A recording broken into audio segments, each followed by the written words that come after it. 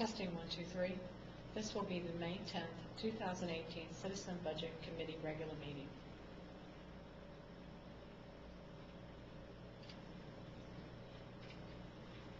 Yes.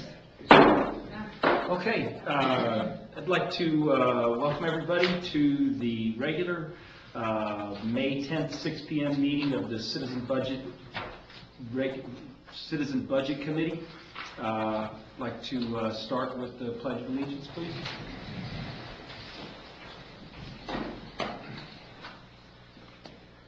I pledge allegiance to the flag of the United States of America and to the republic for which it stands, one nation, under God, indivisible, with liberty and justice for all. Thank you. All right, at this time, I would like to open up the floor for public comment of any non-agenda items.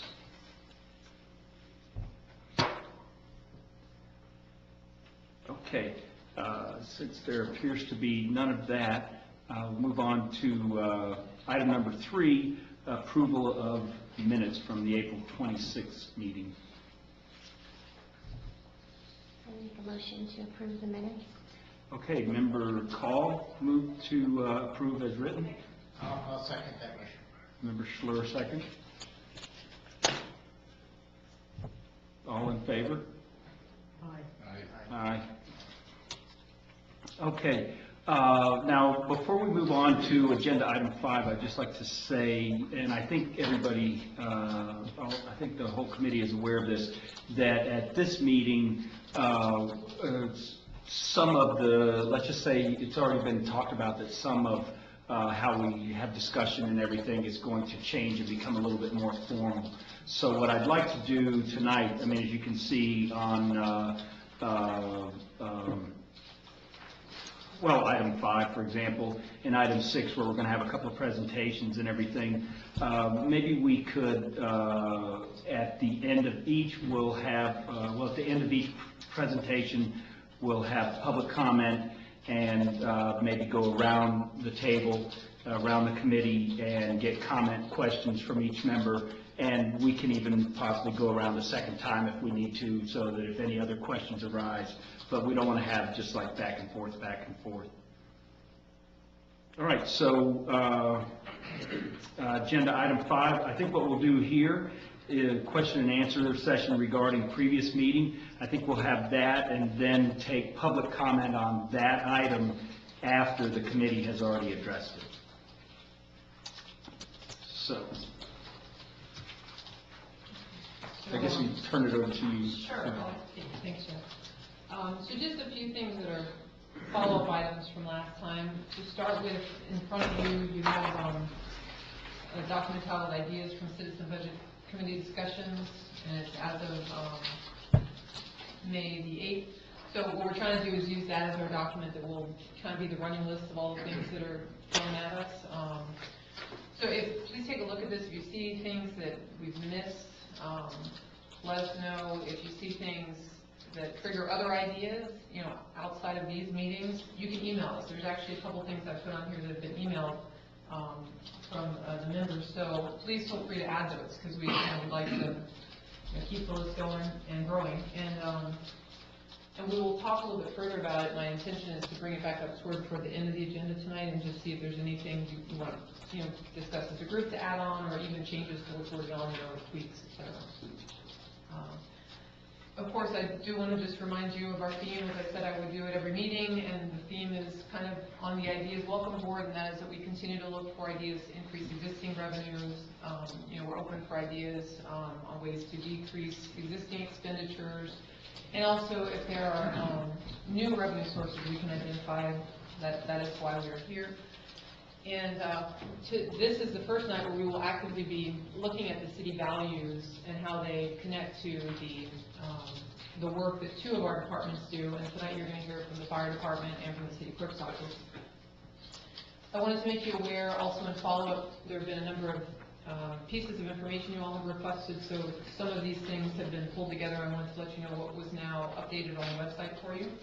To start with the Florida League of Cities City Stat Survey that we talked about before, where this city's information was missing, that is now on the website for you.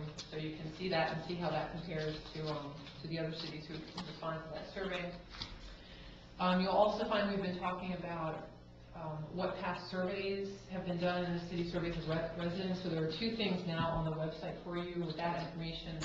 One is an actual, kind of an outline of the surveys that have been done in the city from 1979 to 2007. And that's something actually President John Fergus put together for us, because he's been actively involved in it for many years.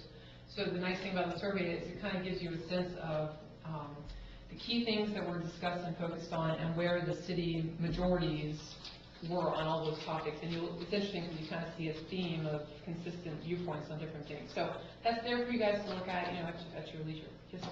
When did this go on the website? Because this afternoon I finally made it through all. Literally just a little before this. So yeah, I'm sorry I missed that for you earlier. But you were trying to be on top of things, and it just wasn't there for you. And the other thing I added is the full final report of the 2011 city survey, which would be the very last survey that was done. So that's out there for you all. And then the two other things that have been added are there's the Florida Department of Economic Demographics, I believe. There's an acronym, but they have 2016 and 2017 ad valorem rates for all the cities in the state. So that is on there too, just if it's interesting to you and you want to take a look at it. So with that, we've got a couple other things that are follow-up items, and I really wanted some direction as to how you would like to, or when you would like to go over those. Last time we talked about millage rate options and incremental values and how that would look in terms of revenues. I can do that now, or we can do it after the department presentations. It's completely your how you'd like to do it. It falls, in my opinion, either under item 5 or it could be under item 7. The primary thing is I'm going to just really just follow up from our revenue discussion last time. So however you'd like to do it. I'm toward the end. Yeah, I recommend after, and I think everybody else can. All right, fine, that works for me. All right, so just to echo kind of what Jeff had said, we're going to try to work on letting the department heads do their presentations. We've asked them to try to keep it to about 10 minutes or so. And then, of course, questions, anything you want to cover. One of the tools that we're going to use tonight is in your packet. You kind of flip through, you'll see a kind of a longer pages toward the end, picture like 11 by 17 or something. So that's what we've been talking about when we talked about the analysis tool. Essentially, we're not making this complicated, but what we're going to do is we've listed out all of the services that each department provides. And there's two different things that we're going to do as a group. We're going to walk through those services they provide, and we're going to look at whether they match to any or all of the values in some sense. There will be some departments where it's clear, it's like the same value all the way down. For the most part, there will be some departments where there may not really appear to be a value connection. So we're going to talk about those. And then the right side of that chart is what we're just calling the risk analysis tool, but it's essentially we're going to look at what happens if we didn't do some of those things. And you're going to look at that from the perspective of, is there a legal risk? Is there a financial risk? Is there a reputational risk? And my intention of this tool was really just for us to go through it so you could familiarize yourselves with the operations of the departments. You could ask questions of the directors as they're here, and it would just familiarize you a little bit more with what they do and what happens if we don't do some of those things as we're getting into the expenditure discussions. So my intention with this tool is not that it's something complicated that we have to go take home or do further activities with, or even that we need to do it separately and then bring it back together or anything like that. It's really just for conversation purposes. That was my intention. So, but with that, I'm good to move forward with the first presentation if you like. Okay. Do you think it's a good idea for us that we go through, as the presentation's going along, we could just put our questions, comments, notes for ourselves on the side right next to the slide, and then we can go back and take those on a page-by-page basis and go around with questions or whatever? That seems very logical. I think Okay. that should work pretty good. Okay, so I guess it's still yours, or Lenore first, isn't it? if you're, Can you identify the next agenda item? Oh, forgive me. oh, I'm sorry. Yeah, so, Jeff, we'll, I'm sorry, do we have to do public comment on that? Did we already do it on that item? It is actually, questions and we, answers, so more administrative, but So you we can don't- take public comment, I have no problem doing that. Okay, well, just. well, I think what we did is we skipped agenda item 5 to go to agenda item 6, didn't we? No, she was actually covering the material information with question and answer regarding the, Okay, forgive me. Well- So, yeah, at this time then, we'll take public comment regarding agenda item 5. All right, since there appears to be none, we'll, I'm not public, but oh, just the rest of the handouts that we have, are they relevant now or later? Later. Got it.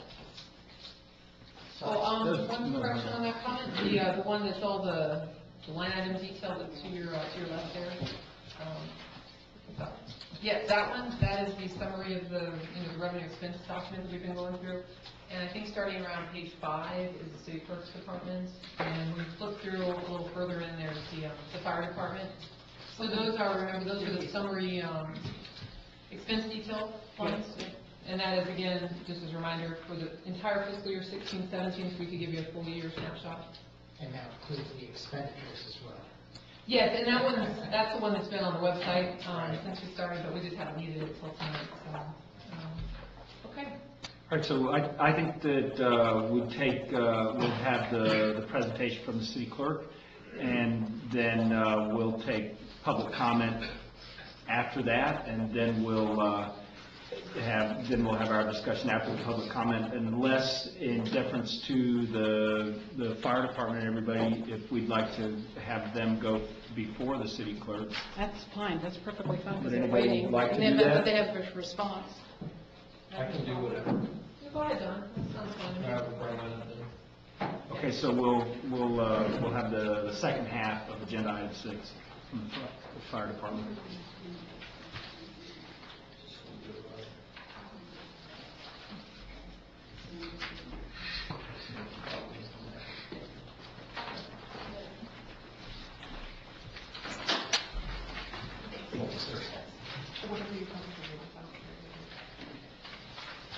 Wait for the slide presentation to come up here and,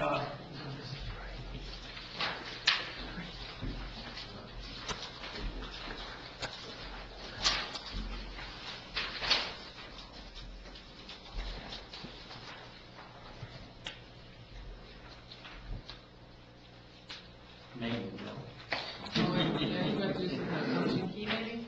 I feel like there's a function key out there. I think they did that last time. You know offhand, Omar? I'm sorry? Is there a function key we have to pop over or something? Okay.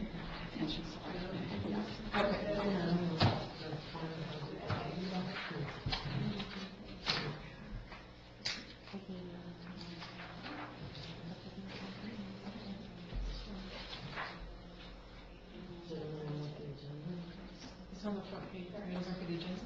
No, this is the fire presentation in mine. It's okay. Yeah, let's see if it's in that one. I got it over here.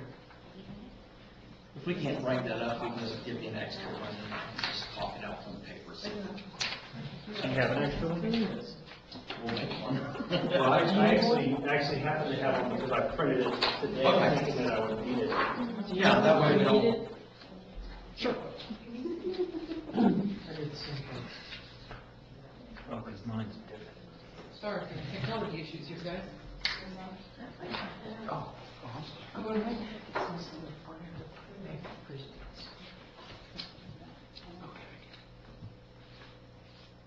There we go. same thing I did.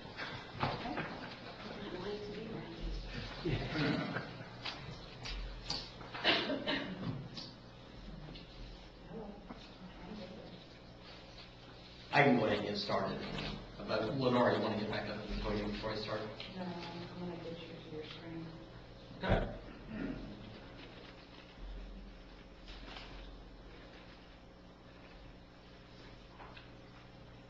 Just go back on. Yeah, all right. Okay, well, thank you for letting me speak here tonight. My name is Don Gibbs, I'm the fire chief for Sally Beach Fire Department. I will be ending or beginning my 25th year with the city. And just a little bit of background about myself is there. So let's go ahead and talk about the fire department and its paramedic services. And pardon the expression, but there is so much information, it's almost like you have to drink from a fire hose. So pardon the expression. So to be frank with you, in 10 minutes, there is no way that we can really get into the guts of what the fire department does. So I'm going to give you like a 50,000-foot level, and then allow you guys to dive bomb into where you would like to ask questions, and we can probably move forward there. So we're talking about the value statement here, and is looking at what we as a city value, and we value excellent public safety services that are community-oriented and connect with our residents in the city, and also allow our citizens to age in place. And that last part of that statement is a very huge piece as we begin talking about all the variety of things that the fire department does to meet that value statement. So, the question comes back as to us is, well, what does the fire department do? Well, I have to say everything. In reality, you think about the fire department, the only thing you do is fire because that's what we're called. But the reality of it is we have a multi-purpose functions of what we do. But when I go back and I kind of synthesize down what are, I think, the core mission for this fire department in this city, it is fire response, it is paramedic response, it is technical rescue, which is also going to include water rescue, confined space rescue, and also hazardous materials response. And then the last piece that is a new item for us in the last few years, that's community health. It's a core mission that's been added to us. So for me, I have 4 core missions, and I want to kind of remember the number 4. If you write it somewhere down, because you're going to start seeing a very common theme about the requirements of the fire service, and it centers around the number 4. I have 4 core missions, but I also, on those 4 core missions, each one of those missions are supported by a pillar, or 4 pillars. That is mission readiness, mission execution, mission safety, and mission success. So as I talk about my 4 cores, I'm going to come back to these pillars to give you an idea of what it is that we need to do as a department to be prepared for the call, to respond to the call, to be safe on the call, and to have good outcomes from that incident that we respond to. So let's just talk about the first core mission and talk about it, and that's fire response. The reality of it is, and if I was to throw a slide up with our demographics of the types of calls that we go to, the reality of it is that of the 1,500 911 calls that we responded to last year, it's like 1,496 or something like that, but rounded off to 1,500, about 1.5% to 2% of our total call volume is dedicated to this core mission of fire. There's a lot of reasons for that. One is that as our fire prevention and public education programs have matriculated over the decades, we really have built what we call a fire-safe environment.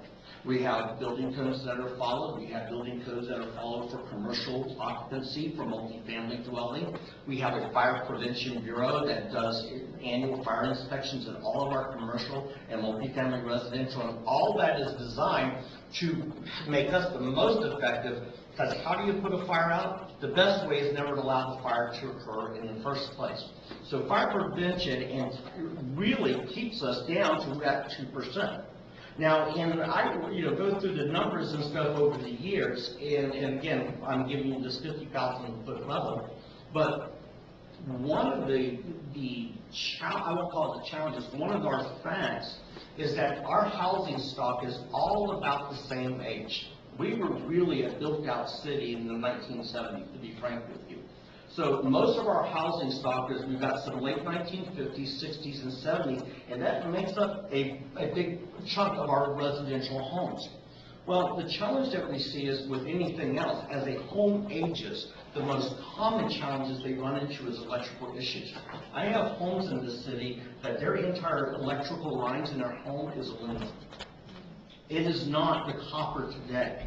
You talk about, you may know a friend who's buying a house, upgrading her house, and all of a sudden they tell you, your electrical panel has to be changed out. Well, there was a reason for that, And so what's happening is that we are seeing more fire incidents occur because of electrical shorts in homes, and also other aspects such as, oh, I could use that. Thank you, Al. I saw you a little dry. Yeah, a little Jack and Coke, this would be a lot better, but where I wanted to go with this is that as our homes get older, we start seeing a greater fire threat here in the city. So that is one of our small percentage of it. But the problem is, or the thing for you, is even though it's a 2% of our call, it has one of the biggest requirements for mission readiness. The fire service, we in the state of Florida, we have legal mandates that we must follow. It's just, and I would like to say that they're optional, but they're not. The first one in the Florida statute is the minimum training to be a firefighter. Even the minimal training that is required to be a volunteer firefighter. In the state of Florida, since the 1970s, early 1980s, when I went to fire college, it was about a 400-hour program, and basically it took us 6 months to go through that. But as that was the state requirement in order to be a paid firefighter, but there was no training requirement to be a volunteer firefighter in the state of Florida. So you could see departments where they can have volunteers, because the reality of it is you could take Johnny and Bob and Mary off the street and bring them in, show them a fire truck, show them how to put gear on and maybe an air pack, and call themselves a firefighter. And the reality of it is that in some states that's exactly what happens. But there was a fundamental shift that existed in the fire service in 2002.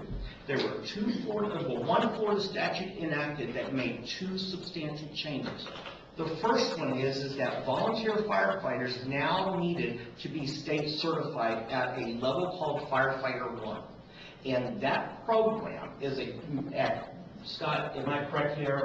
It's 225 when we add on the wildland piece?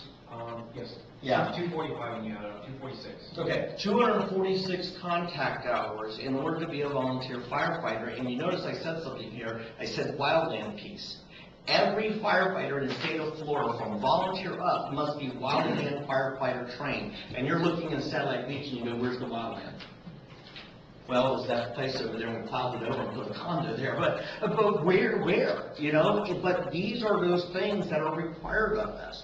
And so that began one of the fundamental shifts where volunteerism started to fall off, because the difficulty of a volunteer person who was going to do this as an avocation for their community, now all of a sudden it wasn't just coming in off the street and hanging out on Wednesday night and doing training. Now they had to go to school. So let's just talk about what it costs for somebody to be a volunteer firefighter in this county. It costs minimum, the first part is done in Eastern Florida, $1,500 is the tuition. Plus they have a $400 gear rental that they have to do. They have to pay for insurance for themselves and a lab fee. And when you add all that stuff together, to be a volunteer firefighter, your average out-of-pocket cost is going to be around $2,500 to volunteer.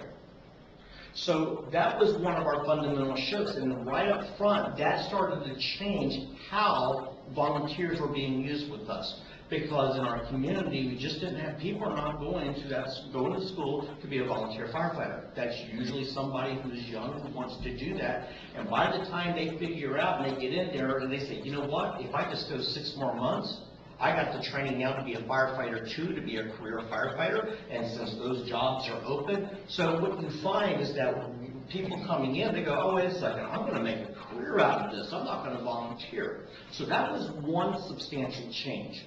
Here is the second substantial change that came out of the statute. This is Florida Statute 633. Was the adoption of a very specific OSHA regulation, and I'll leave the CFR number off, but it was the Respiratory Protection Standards Act. And it specifically defined the amount of trained personnel who have to be on scene at an emergency where the atmosphere is hazardous to the worker. Now, that's a very broad statement there. So let's talk about how that has been applied in the state of Florida through the state of Florida as a firefighter OSHA office. The fire service is the only public entity that has OSHA regulations applied to it by the state of Florida. It is not applied on law enforcement officers, it's not applied upon public works employees. No standard safety-wise exists for public employees. The only standard that exists is to firefighters, and so Florida has a firefighter OSHA Act and a firefighter OSHA office that is in the state fire marshal's office. So let's talk about what is a hazardous atmosphere. Well, obviously a structure fire. And it doesn't have to be a fully involved structure fire. A fire that is just beyond a trash can fire inside of a home, the atmosphere is less than 19.8%, there's a production of gases that are there, that is a hazardous atmosphere, and because of that, I must statutorily have 4 firefighters on the scene, 2 of them to enter the structure, and 2 of them to remain outside the structure to rescue the 2 that is in there. So if you hear this term, 2 in and 2 out, that's what it means. Now let's talk about those 2 people that are on the outside. One of them has to be the incident commander. The other one is the driver operator. And they must be geared and ready to go in case the 2 firefighters inside that structure get into trouble. But the law and the way it's applied, that is only the initial attack. As that fire continues to go, then all of the standard starts changing, and as more firefighters are arriving on the scene, now we have to go in a more formalized process, and where we have personnel dedicated solely for the rescue of the firefighter who gets in trouble in a structure. It is not as simple as pulling hose off the truck, running up the window, sticking the hose in there, and putting out the fire. And though we might think that is, it's a very complicated process. So those are these 2 fundamental shifts. Now I can go through and start talking about equipment, that I can't go and just get a ladder from Home Depot, put it on my truck, and make that a firefighter ladder. For those who have a little bit, maybe some legal knowledge here, strict liability of tort. I can't use something that is optical like that and use it for the fire service. So I have equipment needs. My air packs alone cost $6,000. $6,000. My air bottles for each bottle is cost, what was that number? Was I got in trouble? Roughly $1,000 per bottle. Those bottles actually have an expiration date on them. Those bottles don't last as long as the actual air pack does. So I have maintenance requirements just to replace those air bottles for us to be able to operate. And we can start thinking this out now. Let's just talking about our fire trucks. When we look at my apparatus vehicle maintenance budget, that the persons who work on it cannot be a shade tree mechanic. They must be trained as an emergency vehicle technician, especially so this is not a normal practice or a mechanic. I have to bring in specialized mechanics to work on our truck. So that mission readiness piece is wide. It's very deep, and I'm only covering the surface of it.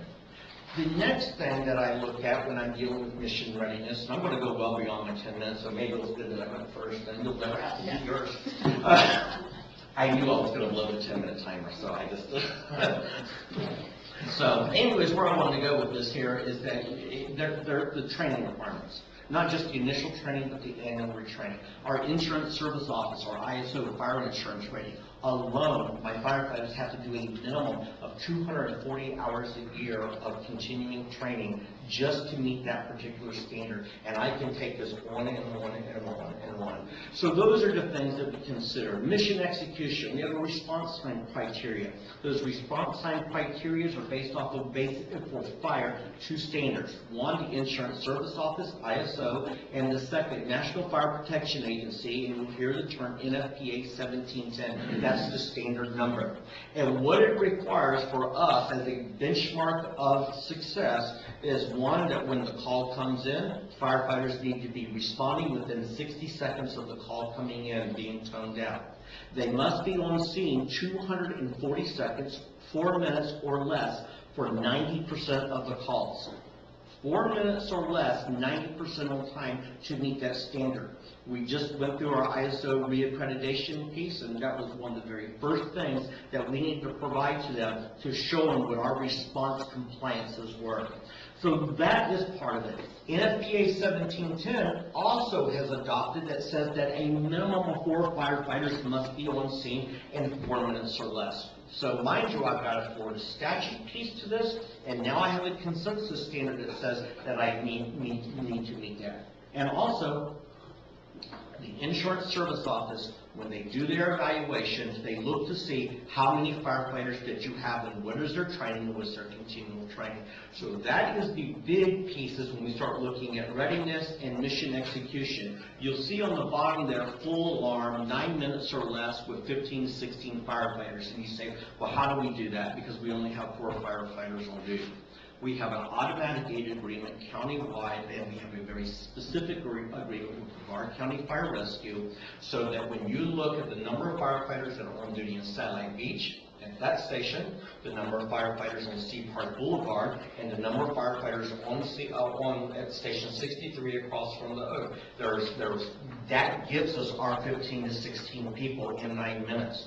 And in most times, we do hit that number, but I'm going to talk a little bit later what are some of those hiccups in getting those responders on scene because they're from another agency. So that's just one piece of it. And I'll move a little bit quickly here, but mission safety component of that, and that's exact. I have a requirement to maintain physical fitness. I have a requirement for health initiatives. I have a requirement for occupational health and safety programs that are standalone from what the safety committee of the city says. The state of Florida requires me to have a very specific standalone firefighter safety plan and its own committee that meets quarterly to look at our risk in our department and how we're mitigating and developing control measures. And then the last piece that there is mission success. And when we think about it from a fire standpoint, the basic of mission success, one, if there's somebody trapped, that we rescue them, but our big one that we look at is property loss versus property value. And so that is our mission success component. I'll pick it up just a little bit here. And our next mission is paramedic response. Again, without me diving into this, but we have requirements for being a ALS paramedic unit. And our department has 2. Our 4 personnel are divided up on 2 trucks that gives us 2 paramedic units on 24/7. I have a minimum requirement for staffing. I must have a paramedic on that truck and an EMT on that truck. And not only do we have the initial training for a paramedic, it's 2 years to be a paramedic. And when I hire them and they come to work for me, in most cases that paramedic has to go through a 1-year internship with us before we cut them loose to work on their own.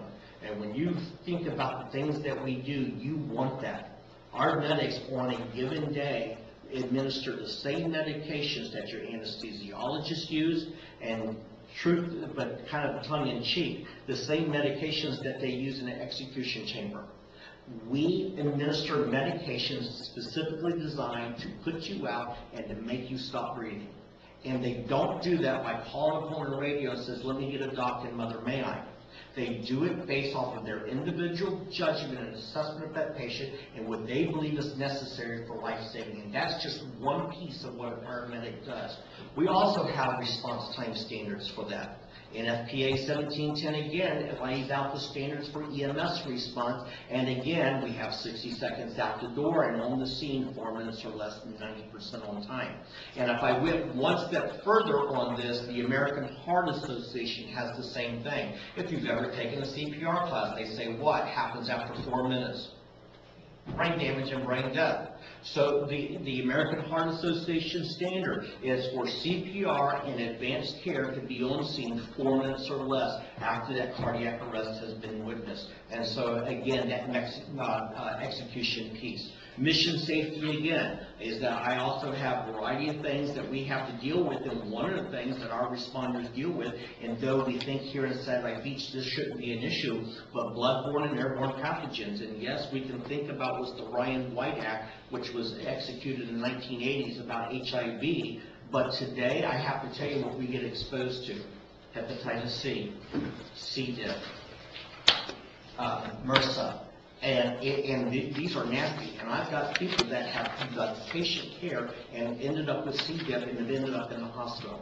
And so we have a safety piece that's there to make sure that we're caring for them and providing the best protection available. And then we think about success, and again, the goal from an EMS standpoint is like fire is fire level loss, stopping the loss. For EMS, it's the stabilization of acute heart attacks, it's the stabilization of acute airway disorder. Somebody stopped breathing, they have an airway obstruction, they have a medical condition that's filling their lungs up with fluid and they can't breathe. That's our responsibility. And then we think about what we call the core standard, and that's cardiac arrest, return of pulse rate. And so those are our mission success. Technical response, water rescue, hazmat, confined space. Then you go, this is Satellite Beach. Why do we need to do technical rescues? Well, our last name of our city is BEACH. And have you gone to the beach on the weekend and holidays? It's packed. And when I came to work here 25 years ago, I'd go down that same beach access to DeSoto, and I'd look up and down the beach, and there was probably 50 people on the beach. Today you go to, because of the great job that the city has done, the great job of what Alan's done in maintaining the accesses and everything, this is now a destination. And when we go to the beach, and as the season kicks up, this is not an exaggeration. From Hightower to Pelican, you are going to find and count out 3,000 to 4,000 people on peak days at that beach. We only have one beach in the city that has lifeguards, and that's Pelican Beach. The rest of it is my responsibility. And you know what? And when somebody's in trouble, what do they dial? 911. And when I show up, I better be prepared for the mission at hand. And so water rescue is very big for us. And I will tell you, in the last 3 years, 2 years ago, specifically Memorial Day, 2 16-year-old girls drowned at Hightower. It just so happened that our beach rescue guys were there. They actually witnessed the drowning, and one went down to the ocean floor, the other was being sucked out, and they split up. They both swam out and grabbed them, brought them back. The girl that was on the floor, that sunk and went down, she was in full cardiac arrest. And before they left that scene, that young lady had a pulse. She wasn't breathing because we took care of that, because we didn't want her fighting the ventilation tube. And then 3 days later, this 16-year-old girl was discharged from the hospital, fully neurological intact. This is the reason why we do this. You say, well, why do I do confined space, and what is that? Confined space is any type of going below grade, going down into a manhole, Alan, going into a stormwater drain, Alan, manatees, Alan. No. I knew I was going to hear that today. You couldn't miss, right? I have public works employees who, on a routine basis, as part of their job, go down into these environments, and they go, well, it's just vegetation stuff in there. Take an opportunity and just type in Key Largo, Florida. Key Largo, Florida, and 2 years ago, 3 public works employees went down to a stormwater drain line. The first one went down there, he became unconscious, went down flat. This person saw above it, says, oh, I'm going to go down and rescue him. He goes down there, goes out flat. The third person sees it and says, I got to go help my 2 buddies, goes down there flat. The fire department shows up. They are not trained in confined space rescue. They do not have the appropriate equipment. The first firefighter, this is 2 years ago, went straight down that hole and he went out flat. He was the only survivor. The other 3 employees died. Now, what is very interesting out of that fire department was fined by the firefighter OSHA office $50,000 for 2 infringements. Infringement number 1 is that the firefighter wasn't trained to go down there, and infringement number 2, 2 in and 2 out, was not followed. $100,000 in fines. So now I go back and I look at our public works, our employees who do a great job in there. You know what? I got to be able to rescue them. Now, I will tell you that we have also worked on a program that does air monitoring and personal air and all the stuff to minimize that ever happening. But the reason we have to do that is because of them. And I don't mean that in a bad way, but it's for them and supporting that. And then we can think about hazmat. Really? Are we training on train derailments? No. Am I training on cargo ships rupturing? No. Here's what we train on. We train on barrels that wash up with unknown chemicals in it that are leaking. And we train on natural gas leaks, because we have natural gas lines through here that get cut and torn all the time.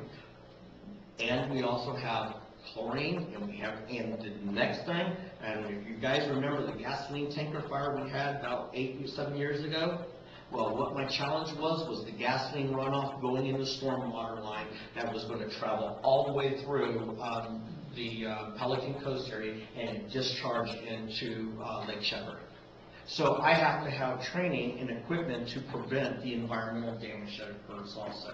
And again, you can just think about the challenges and everything associated with that. So that's kind of it when you think about it. And now I want to go just to the last one here, and just because this fits to that last sentence of the core value, and that's community health. I hate to say this, well, no, I'm actually glad to say it. Satellite Beach, whether it be the police department, whether it be Public Works and the things that they've done in stormwater management at the TMDLC, you don't think I ever listened to you, and all those things, you know, Satellite Beach is always leaning forward, and sometimes we are the tallest blade of grass, okay? Your fire department's the same way. We have been leaning forward for the last 20 years. We were the first paramedic agency in this county. We were the first agency to do some different types of cardiac diagnostic, and everybody says you're crazy. Why are you doing that? 5 years later, everybody was adopting the standard. And I'm going to tell you something here is a lean forward for the city. In 2008, we recognized a challenge, and our challenge with our elder population.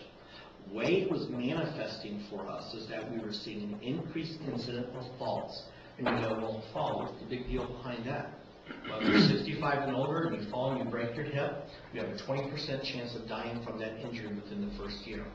40%, 65 and older, who break a hip, they are going to end up in convalescent care, and 50%, and sometimes we share the same people, will end up not having the same mobility in a walking assistance, walker's canes or whatever.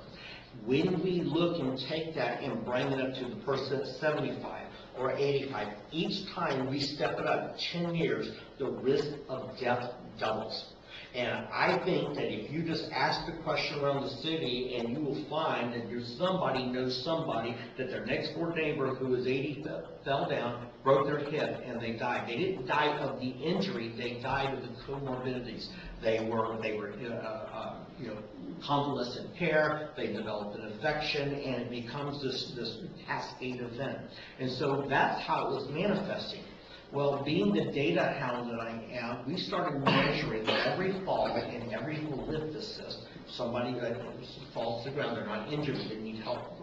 We measured 17 points of that. Our database is considered one of the most extensive databases on falls in the U.S.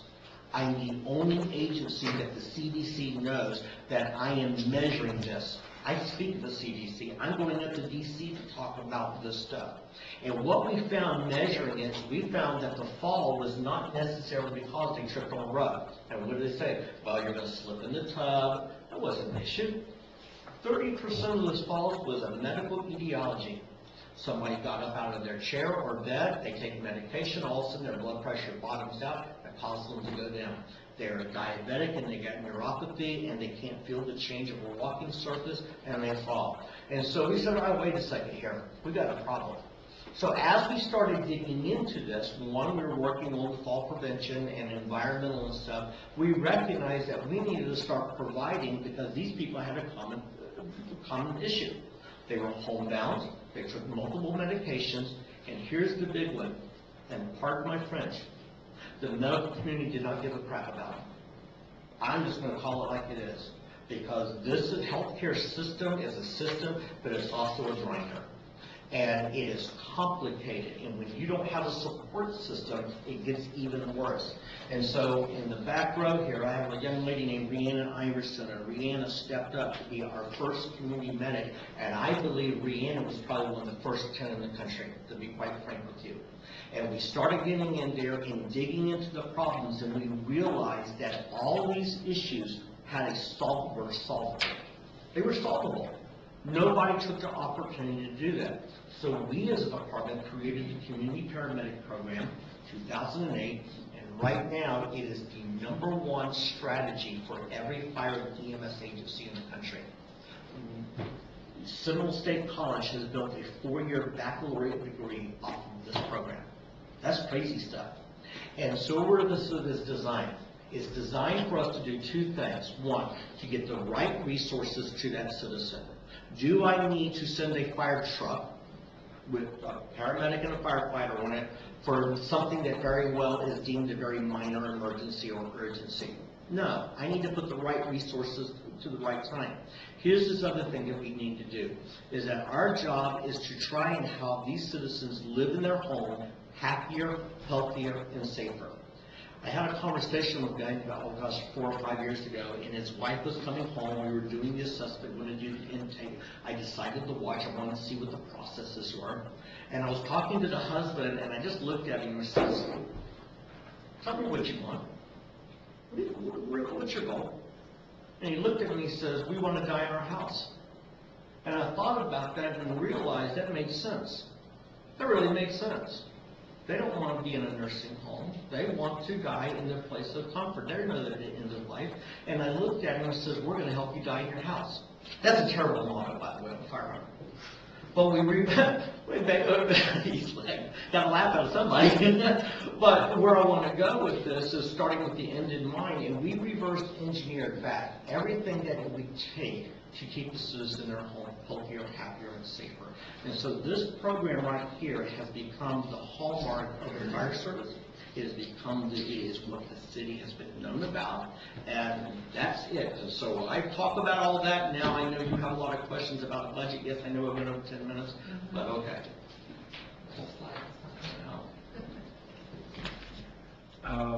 Well, thanks very much. That's really something.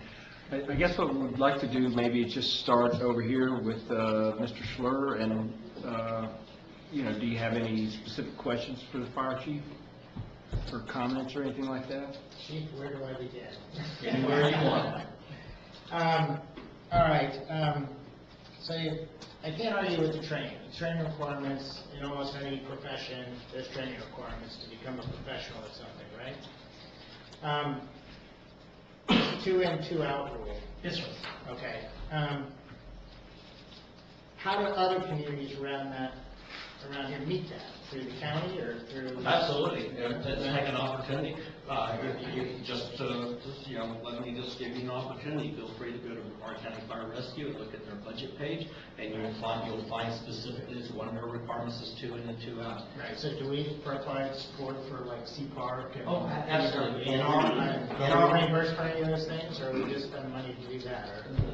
I started to speak and I overtalked you, so ask your question again. The question was, do we support Indian Harbor Beach, Indian Atlantic, O'Galley, parts of Melbourne here on the beach? Do we do Sea Park, all those places, and do we get reimbursed for that? So the answer is yes, and the answer is yes. Do we provide support through our mutual assistance contract that we have for other agencies when they have a fire? The answer to that question is yes. That has been a normal practice in this county since the 1980s. And so, yes, and we have a written compact for that. Who do I predominantly provide those resources and response for? Because remember, I said we had 4 people to be on scene, but in 9 minutes we need 15 to 16. Brevard County means they have 5 firefighters on duty at that station on Sea Park. They have 6 firefighters on duty at the station at Canova Beach, okay? And so I respond to them so that they can meet the same requirements I do, and they respond to me. And in the fire side of this house, it is a pretty equal distribution. They half the time I'm helping them, and half the time they're helping me. And so there is no reimbursement back for that, and that has been a common thing since the 1980s. Well, and that's probably okay. I mean, coordination and participating with everyone is probably a good idea.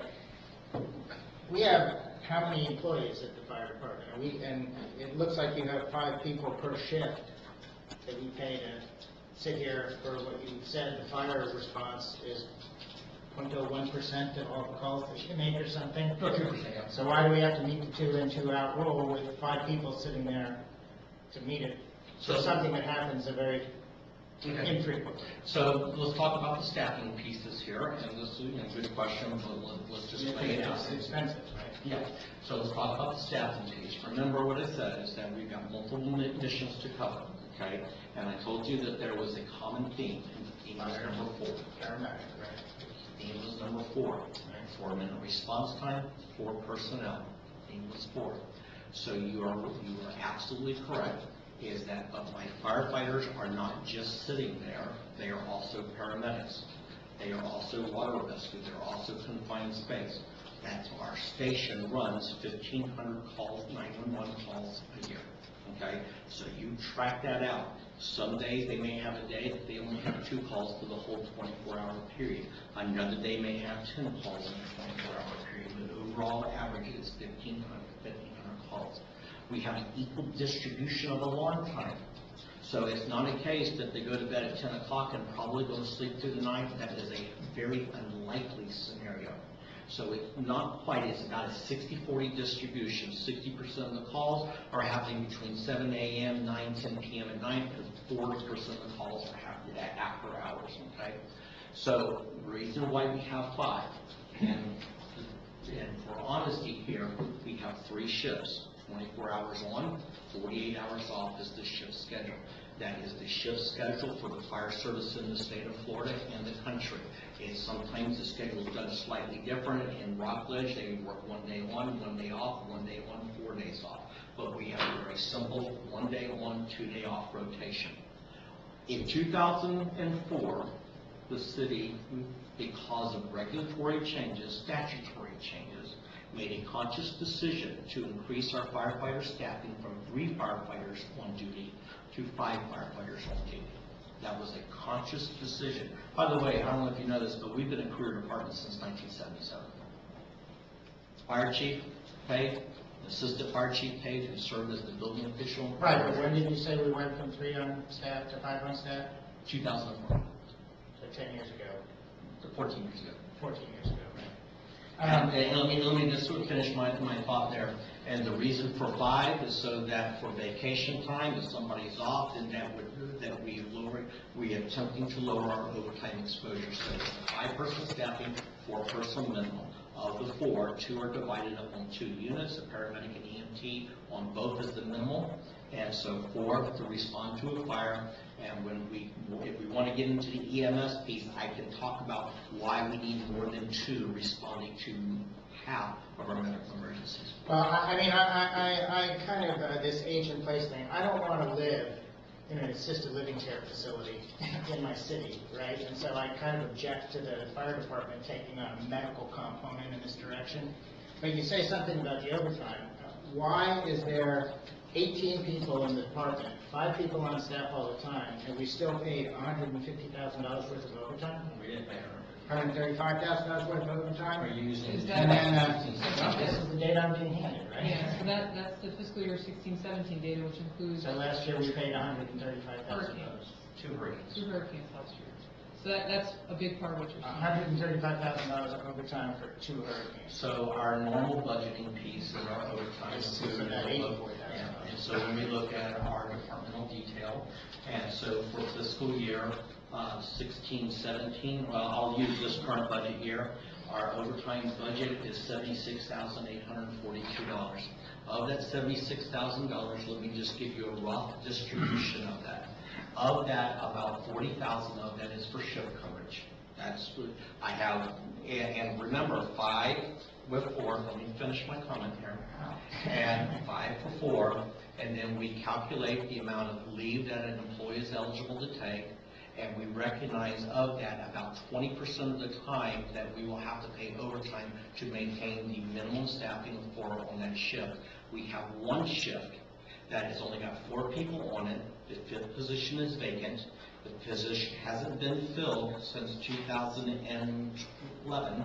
And because of that, every time an employee that's assigned to that shift is off for gone to training, vacation, sick leave, or whatever, that automatically generates a 1-for-1 overtime. So I would be more than happy to reduce the overtime cost by $29,000 if I brought that 1 shift back to its normal staffing levels. But I spend $29,000 just to maintain that one shift because there is no extra personnel that is there. Now, of the remainder distribution of my overtime, now we break it up into a couple of areas here. The next area that has got a dollar value to it is training.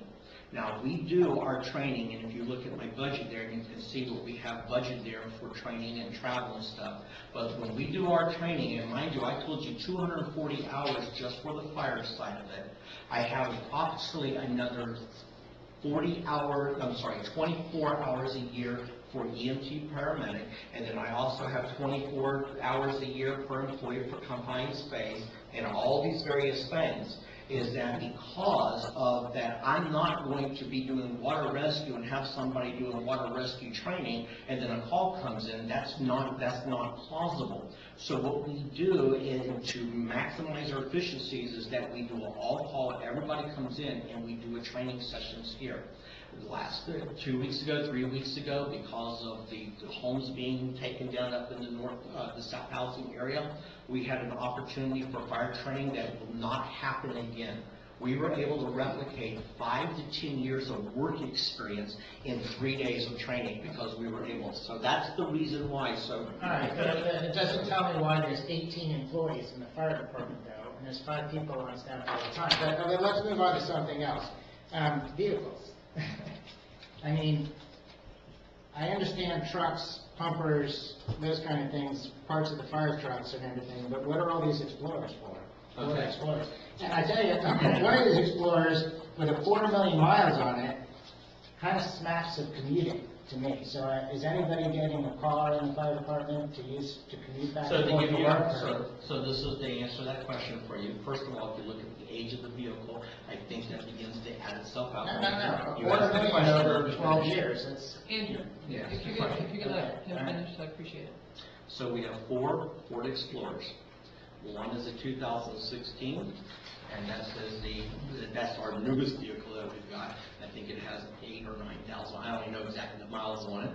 And that is for our Assistant Chief of Operations who lives here in the city, and he responds 24 hours a day when the incident is large enough that requires a chief officer to go. So that's one. The next vehicle we have, I believe, is a 2005 Ford Explorer. It's a blue one. I think it's got 130,000 miles on it. I acquired that vehicle from the building department who was using it, and that's where the mileage came from that. I have another vehicle that is, I believe it is a 2004 Ford Explorer with over 100,000 miles on it. That was it was the previous fire chief's vehicle that he commuted with, and then when he left, that vehicle went to the assistant chief, and that was his vehicle for the remainder of the year. And then the other vehicle is a 2002 Ford Explorer for 250,000 miles, and let me answer your question to you. The answer to that question, whose vehicle was that? That was my vehicle. It was assigned that vehicle in 2002, and I used that vehicle all the way up to 2015, I believe it was, 14. And yes, it was used for commuting. You're absolutely right, and I do live at the south end of the county. And so I took an opportunity and I sat down with the city manager and we changed that process. And so none of those vehicles are being used for commuting back and forth from home. Well, that's good. Can we sell some of these vehicles then? Because every vehicle requires maintenance and insurance and fuel, and there's a cost to that up. Yeah, so let's talk about what the vehicles are used for, and then you tell me what recommendation you would like to make. So the first one I said is for the incident, the assistant chief, and so obviously, no, that vehicle has a dedicated use. We're not selling that vehicle. The second vehicle that is being used, the vehicle is being used by our one full-time community health medic, and that individual drives through the city, meets people in homes. We have over 100 patients, and so that vehicle is being used for that. And by the way, she's in a vehicle that has over 100,000 miles on it. The second vehicle that we have, the one that has 150, I think it's the 2004. That vehicle is used by another individual who helps out in the community health, community medic piece of that. He's not a full-time employee, right? He doesn't do that full-time, and he uses that for doing the things that he does here in the city. And the last vehicle, the 2002, is used by a part-time fire inspector who works 16 hours a week, And so those vehicles are dedicated for that purpose, but if you would like to sell them, I think we can get $50. So we're. All I'm saying is that in the professional career I had, no one ever got a car for commuting unless you were a top salesman of something, right? And I kind of object to our city employees getting cars to commute back and forth. But I answered that If you'll- question earlier. Excuse me, if you'll allow me for a moment, I just want to make kind of a point of order that I think what we're doing here today is, getting a presentation from Fire Chief Hughes on, how they use that, and I think the committee, afterward, will have all the time we want to, to object and make recommendations and things like that, and we'll put that stuff together and submit it to council. I think we might be getting off track a little bit with, questioning Mr. Hughes about, or objecting directly to Mr. Hughes about, how that operates. Because I'm sure you have a lot of authority within the fire department and how it operates and everything like that. But I imagine that a whole lot of budgeting, really, those decisions come down from council, and you're obligated to operate within those. So I don't think even if we convince Mr. Hughes to sell a couple of cars, I don't know that he has the authority to do it without getting approval from the city. That's the first thing.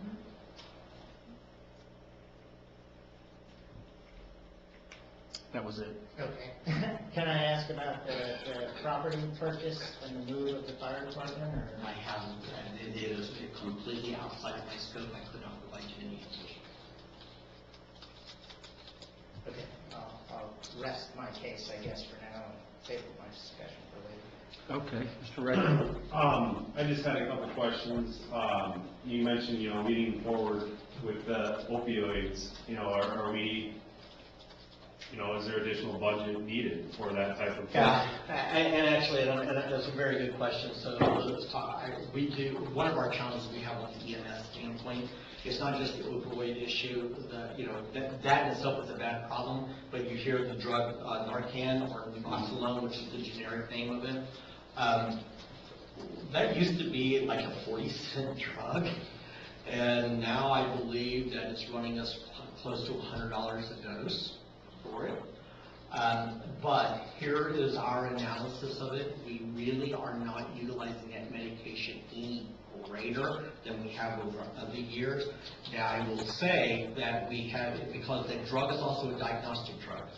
And so when you have somebody who's unconscious, unresponsive, and you're not sure why, that medication is used diagnostically, because if you use it, then if it's an opioid related, and not illicit, medication related, we're going to get a correction. So it gets used diagnostically.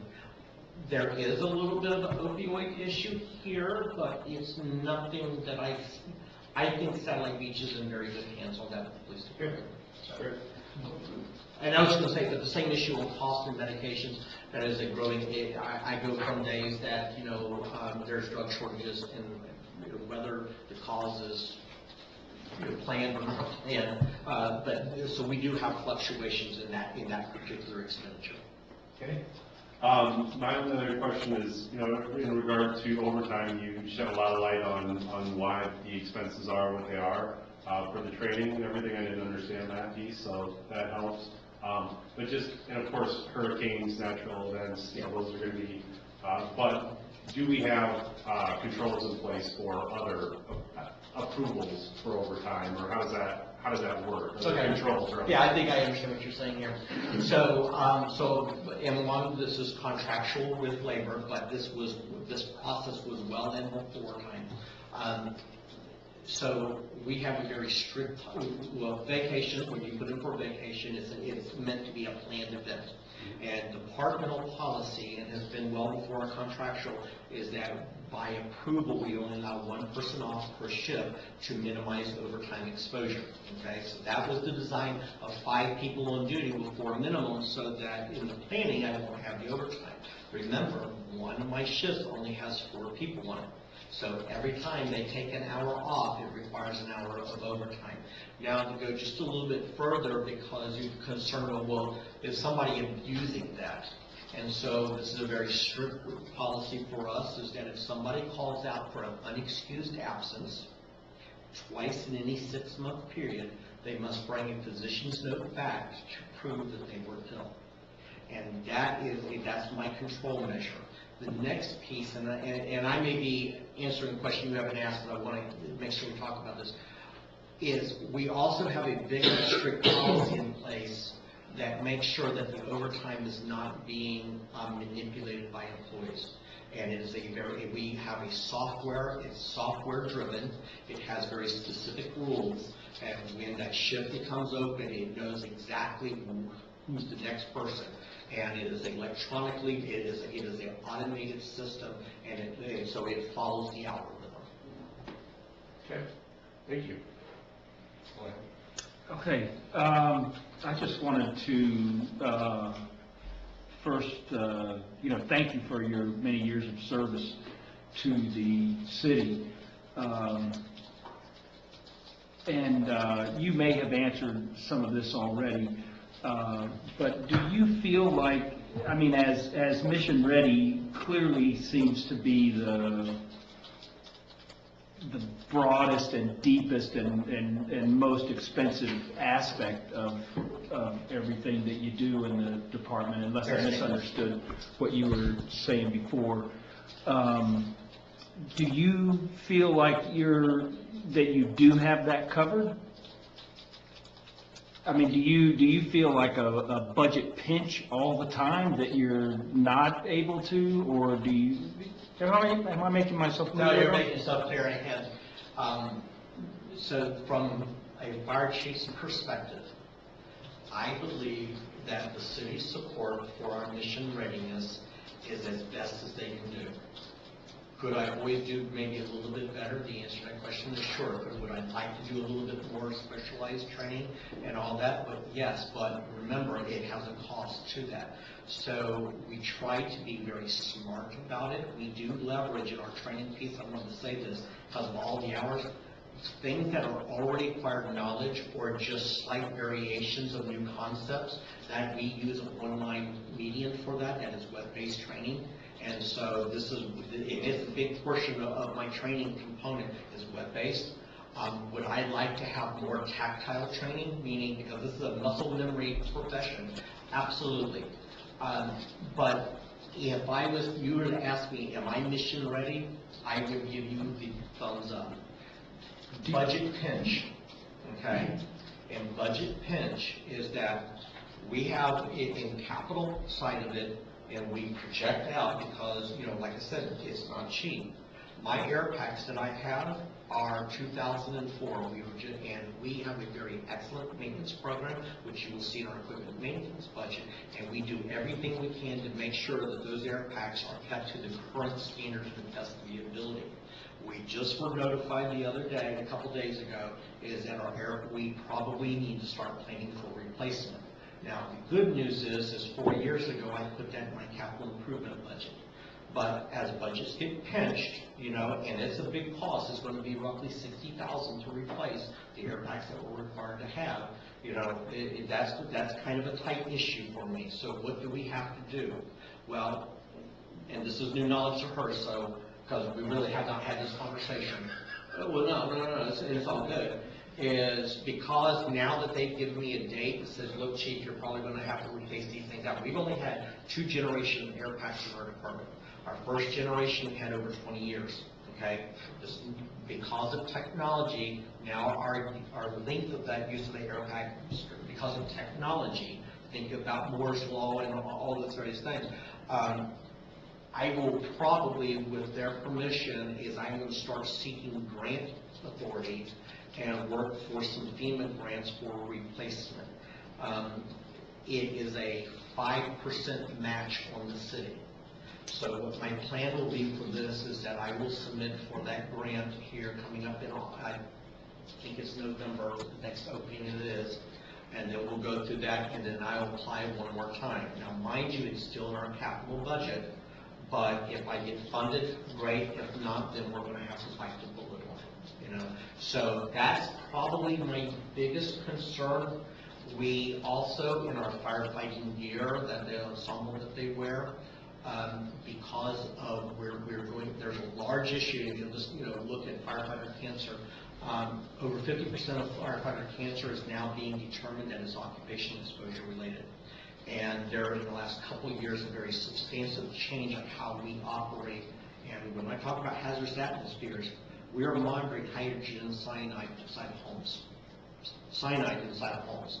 We are now, and this is just all rolling out in this last month, structure fire is going to maintain a 60-foot clearance around it and being what we call the hazmat hot zone because of that. One of the things I have to do, my firefighters have to have 2 sets of gear because when one gear becomes contaminated, it has to be shipped out for extraction. The city, and as a part of it, we just bought our 2nd set of gear. So in that area, I'm really good. But if you want to talk about the thing that I'm kind of freaky about right now, is my air packs. That's my biggest cost that I see coming down the road. Everything else, I think I'm in good shape.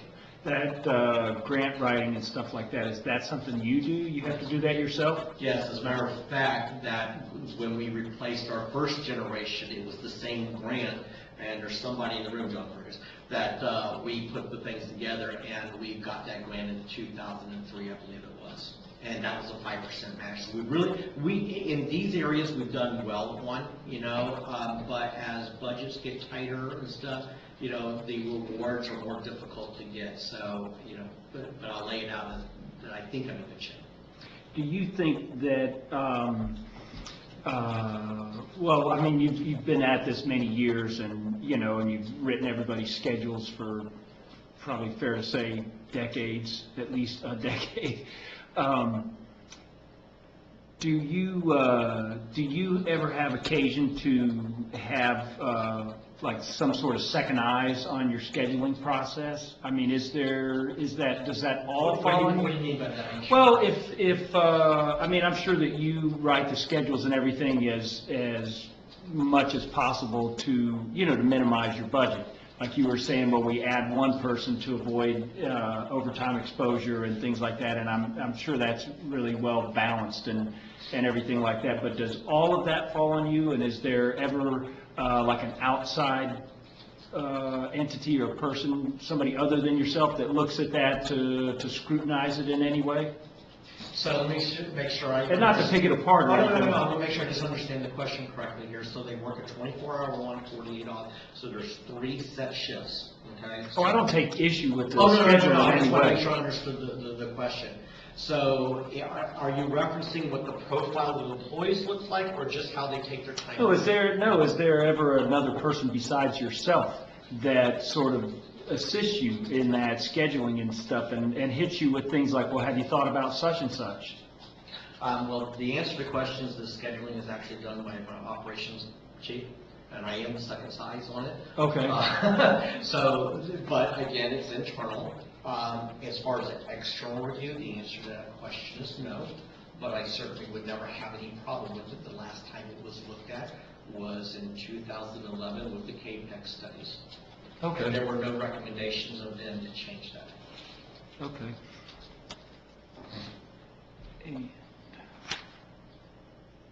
And I think the only other question I had, I think you actually did answer that, and it's through training and stuff like that, but where you have to have 2 in and 2 out for the firefighters and the EMT and everything like that, or did I say that right? Is it EMS? Forgive me. EMS.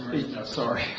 2 in and 2 outs on the fire side and hazardous atmosphere. Okay. And in many cases, those are actually the same people. Oh, they are the same people. Okay. Everybody is dual certified. Okay. Are all departments like that, or is that? It's the norm. Okay. That's all I have. Hi, Chief. Thank you. Thanks. Thanks for your presentation, your service, and your passion. And I like the fact that you're a data guy. So, 1.5 to 2% is fire response. Can you give me a percentage breakdown in the other 3 categories? For 2017, 65% was EMS. I'm just doing this off the top of my head. It's about 65 is EMS, 2% fire. The remainder is going to be a distribution between false alarms, automatic fire alarm, activations, things of that nature, what we call a service call, and that definition is a lift assist. It's the most common, and that's where we have an elder that has fallen to the floor and they need assistance going up. We don't go to emergency lights and sirens and stuff like that. We send a minimal complement to it. And I will tell you, we even got some unique strategies trying to reduce that too, but it's that, and then a little bit on the hazmat and technical rescue, but 65 is EMS, 2% fire, and the rest is false alarms, and other types of lower acuity incidents. Okay. Are false alarms recorded? Is there a charge recorded? Yeah, so we have and by the way, our false alarms are very low. We have a very aggressive policy for this. And if there's a false alarm twice in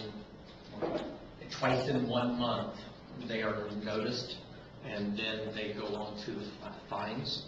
And so I can tell you that, condos, they get really PO'd when they got to pay a fine. So really, we don't have a lot of repeat offenders, and when we do, it's usually centered that they're going through an upgrade in their system or maintenance on it, and the alarm person forgets to put the system out of service while they're working on it. So, but we don't have a lot of repeat offenders.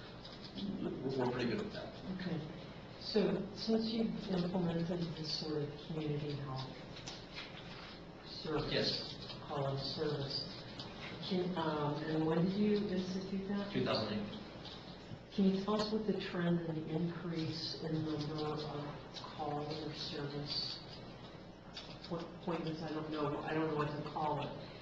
Can you describe that trend and or volume change? I'm not sure I understood the question. We started community health in 2008. Yes.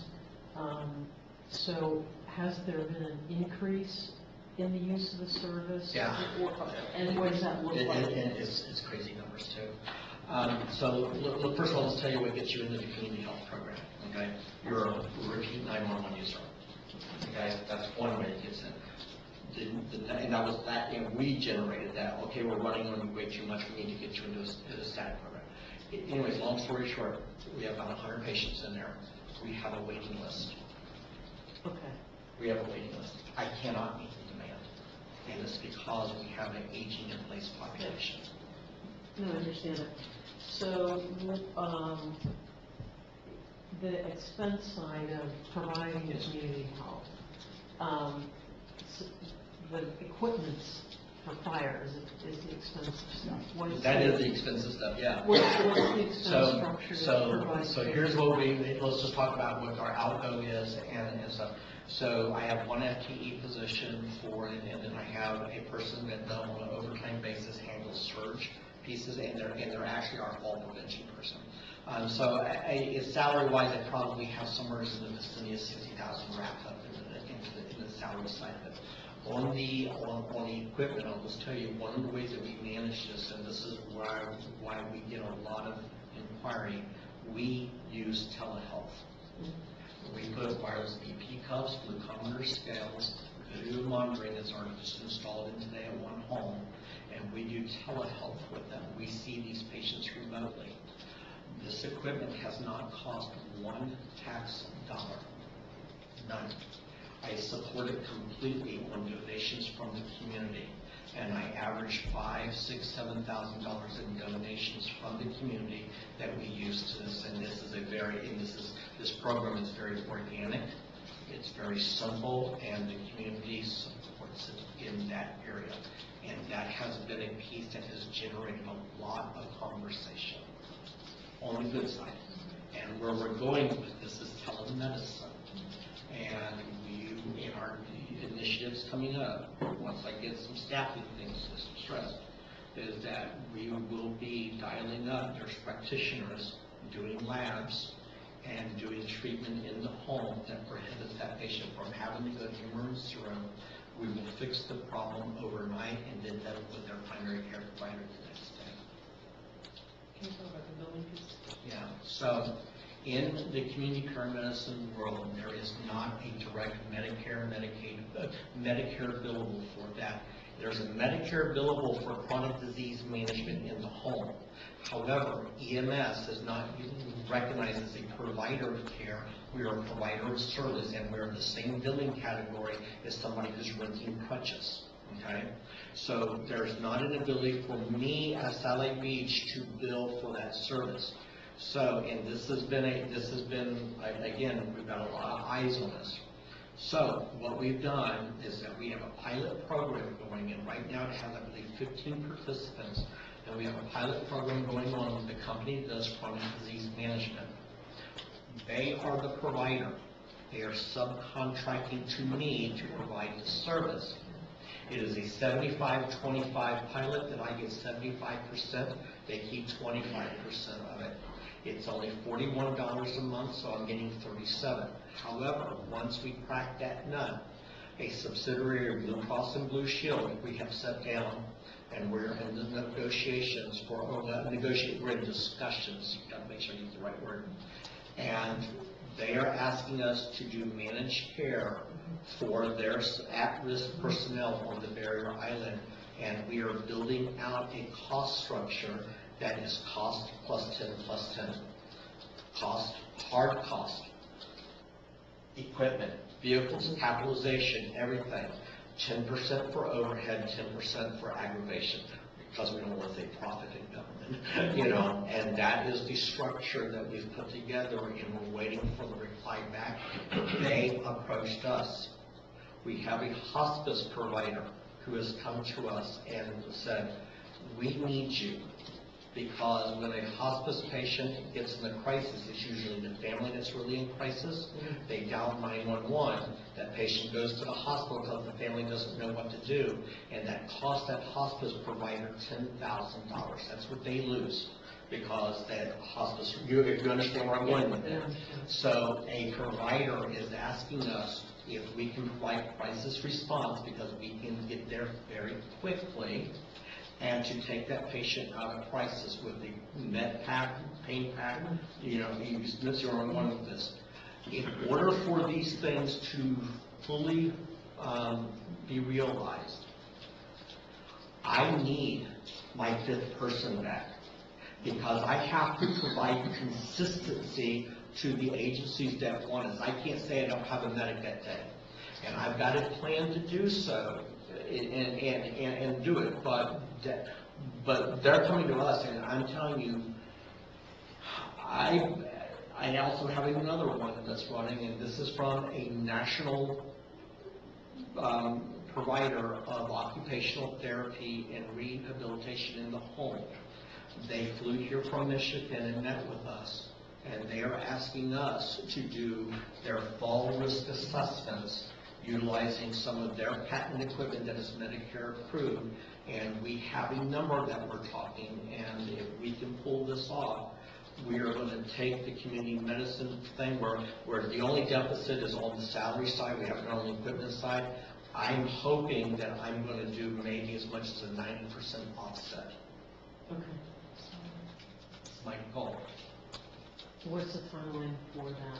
I would like to do it No, tomorrow. but that you would see that shift in budget and dollars, that's Yeah, not, it's so, not right, and let me just tell you, so as I'm looking at this rollout here, and I think, you know, and I'll move on, but as we're looking at this rollout, I'm doing it in an incremental way that can always be dialed back. So as it grows, the revenue grows, and if the revenue does not come, we pull it back. And so I've got a plan. I think it's going to work just to minimize the city exposure, you know, but there is going to be some dollars tied to it. But I think it's all going to be offset. Well, great stuff. Thanks for expanding on that. So the other questions I have are budget related. So I think I understand the overtime increment in the numbers that we're looking at, because the last year was due to hurricanes.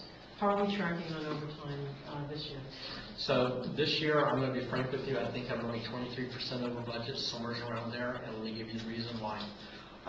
One, from October to December, I was already down one employee, so I had one shift at minimum staffing. I had another employee who had a very major injury and was out on workers' comp, and so for this fiscal year, starting October, he was out all of October and November and going right into December, which is usually the #1 vacation month, so that was that piece.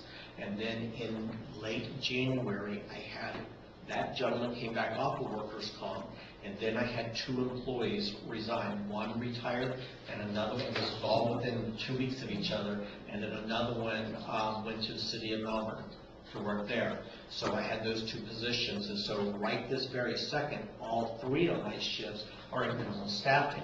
However, in that piece, we will probably see at the end of the fiscal year, the unused salary for those 2 employees that are already budgeted for, we will be doing a transfer back. So the number shows over, but it will probably be partially offset by the transfer from the salary line item. Okay, thank you. What's covered in incentives? What does that encompass? So in the salary line item, you have 2 things there, and I'm glad you brought it because I want clarity to this. So there are city incentives, and these are educational incentives for our personnel, specialized certifications and things of that nature.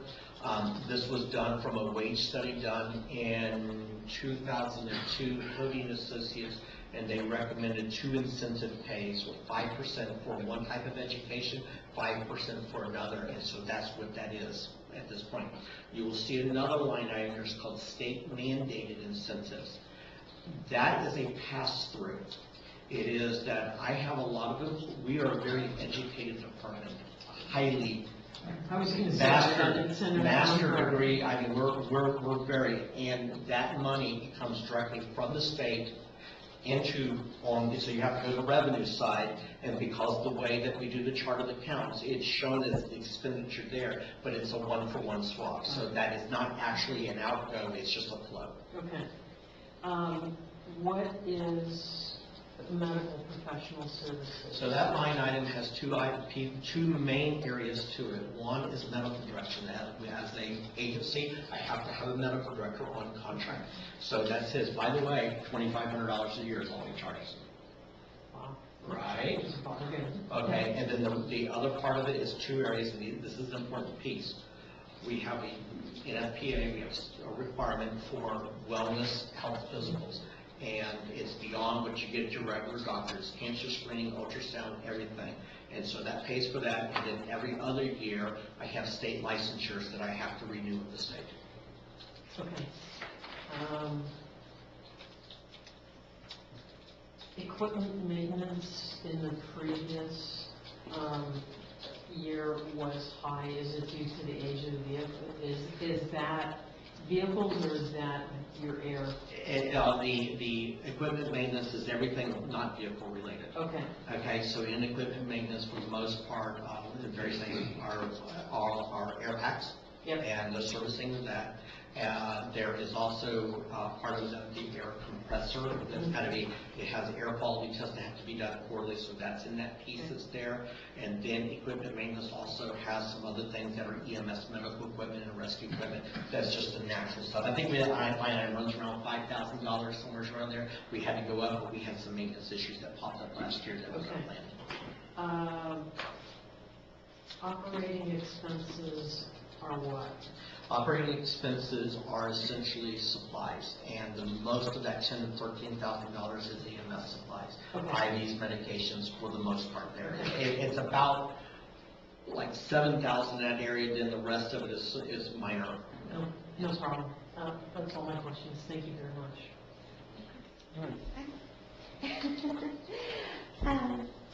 Well, by the time it's getting to me, I don't have too much left. You talked about the 5th person, right? When you alluded to the overtime, and when you said, I want the 5th person back, and why did you lose the 5th person? That's what I'm wondering, because you said it was 2011, you haven't had the 5th person since 2011? It was a very different city council, and it was a very specific action. We had an employee who moved on, Okay. and so there was a budgetary decision made by that council to not eliminate the position within the position control, but eliminate the funding for it. Okay. And that funding has not been able to be restored. But let me just say that, that the city has needs all over, and so we don't, even though I think I am the #1 agency, but it's not that the city hasn't wanted to, it's just that there's competing priorities. So let me understand, so funding was removed from salaries, but yet the overtime has Yeah, continued? isn't that crazy? Okay, thank you. You're welcome. I actually have one more question, kind of a follow-up to that, and I'm so glad you asked that, Desiree, because what do you think the difference is between what the fifth person would add to your budget versus not having the fifth person adds to your budget? Well, so I mean, is it much of an offset? So I'm estimating somewhere around $29,000 is probably what I've got tied up in the overtime piece to that. And so you say, well, that's the firefighter EMT position. By the way, that's a $33,000 a year salary. So you look, it's very close. But to be honest with you, though, there's more to that. There's the benefit side of it. So when you start adding in health care and all that other stuff, all of a sudden that's not a $33,000 position, it's a $49,000 position. And those things, forgive me, those things don't increase, those benefit items, they don't increase incrementally with overtime. It's only the pay. That's right, and you're absolutely right. So one can argue that it is still a good financial proposition to pay the overtime than the employee. So from that standpoint, we get it, but we have to now talk about effectiveness. And so, as I said, I'm okay with four people on duty is what we plan to. The fifth is to minimize the financial exposure. Where we're trying to go with the community health piece is because people say to me, says, Chief, why are you sending a fire truck to this call? Well, it's because I only have 4 people on duty, and both of them are in fire trucks because last year we had 200 overlapping incidents. 200 times a year, there are 2 911 emergencies going on at the same time. And sometimes they're fire emergencies, so we're not going to go in a pickup truck right back. So it's an efficiency issue. And so what this is doing for us is that at the end of the day, if I have a fifth person back, I will be able to plan more towards the community health side of it. Because when I have 5 people on duty, I'm going to dedicate that fifth person to being the community medic in their own response vehicle to minimize sending these apparatuses to a call. So that's the piece behind that. Plus, these community health issues that we deal with on the daytime, they don't stop at 5 p.m. at night. It goes 24 hours a day, Sundays, weekends, and everything. So that's, if you want to say, where are you going to get for that fifth person, you're going to allow me to take this community health piece to the next level and do so in a more, using it with pre-planned dollars, salary, as opposed to overtime dollars. If that makes sense to you. It does a lot. And in your calculations on that, do you also consider, you know, how that affects you? I'm sure you do, but how that affects you during hurricanes and stuff like that? At the end of the day, no, because everybody goes on overtime. It's all hands on deck. So no, that's if I said yes and I got a person out of it, it would be great, but I would be lying. The reality of it is no, that's not the impact. I'm going to be honest with you. Our home run is for that is going to be 100% on the community medical side. Okay. Okay. Does anybody else have anything else? Just one more question, because it's on that fifth person in the community health. So that fifth person's salary, you actually, based on the outcome of some pilots and some of these other relationships that you have, you expect that salary is going to be offset? I would like to say yes, but so let me go with this. So because I had no reason to believe that fifth position was coming back anytime soon, okay? Obviously, if I'm going to move forward, you know, you can go in the corner and cry about it, or I can move forward. And so what I am working on, and I still have to, I have to socialize this with the city leadership. But we do have a fund called the ALS Trust Fund, and we had a $100,000 donation that went into that, plus my other donations. I think I have roughly $120,000. I am going to be, and like I said, sorry because I wasn't anticipating this question, and haven't socialized it yet. I'm going to be requesting, you know, that donation fund to be used so that I can increase the overtime side, so that I can build that and let's get community med going on a 24/7 basis for a quarter or 6 months. And, you know, for a short period of time, for us to exercise that, yes, these contractual relations will work. Basically, I feel I need to do a proof of concept. Does that make sense? Totally. Okay, yes. Thank you. Mr. Schler? So if we lose one employee, this, like this fifth man or whatever, that's the salary, pension contributions, the insurance contributions, and then this equipment, all this equipment we talked about, these air packs and all that kind of stuff. Can we reduce some of that equipment too? Is that a one-to-one employee? No, you're right on everything until you got the air packs. Well, any other equipment? No, because that equipment is not a requirement of the employee, it's a requirement of the department, and under our ISO standards specifically, we have to have certain amounts of equipment. So it doesn't matter if I have 14 firefighters or 16 firefighters, I have to have a minimum of 4 air packs on each truck. It's a minimum, it just is. And you go, well, wait a second, but you only have 2 people in the truck. I know that the ISO standard says I have to have it. And why is this important to you? It's because our ISO rating is a class 3. The lowest and best rating is a class 1, the worst is a class 10. Nationwide, Satellite Beach Fire Department, is in the 30th percentile of all fire departments in the country. And that rating directly impacts the fire portion of your homeowner's insurance. So if I lose equipment and take it out of service, I have to report that to ISO. If I lose another employee, I have to report that to ISO. And I don't like to say that this will happen, but it's a high probability that if any of those changes occur, I'm going to go to a minimum of ISO 04 or higher rating. So I would, it's one-to-one for everything except equipment. So instead of 2 fire trucks, if we got one fire truck, then we could reduce. ISO requires me to have 2 engine companies on duty to respond to all fires. Those engine companies must have a total pumping capacity of 2,250 gallons per minute here in the city. If I don't do that, and I don't provide that, then our ISO rating will go from a 3 to a class 5. It just is. Okay. And the you can't say for certainty, but if the class rating changes, it may impact citizens in higher insurance rates?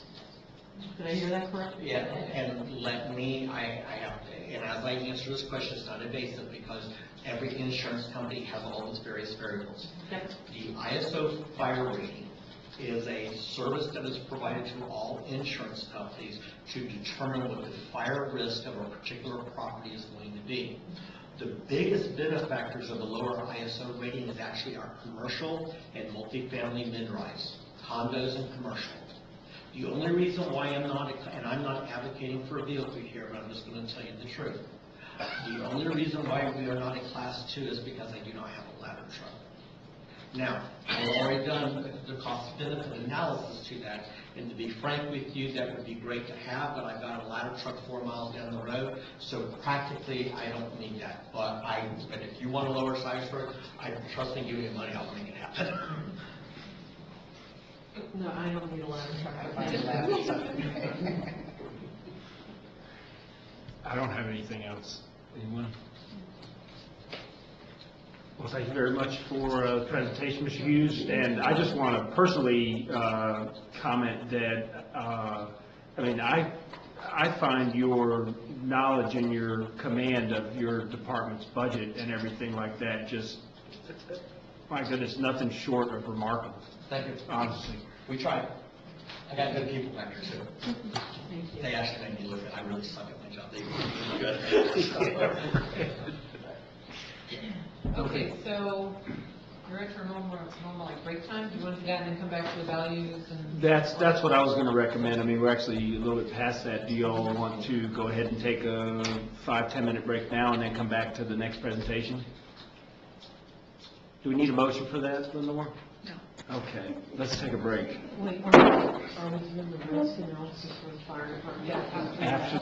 Okay, so we'll get reconvened here, and forgive me, I overlooked the public comment phase after Mr. Hughes presentation. So at this time, we'll take public comment or questions for anything having to do with the fire department presentation.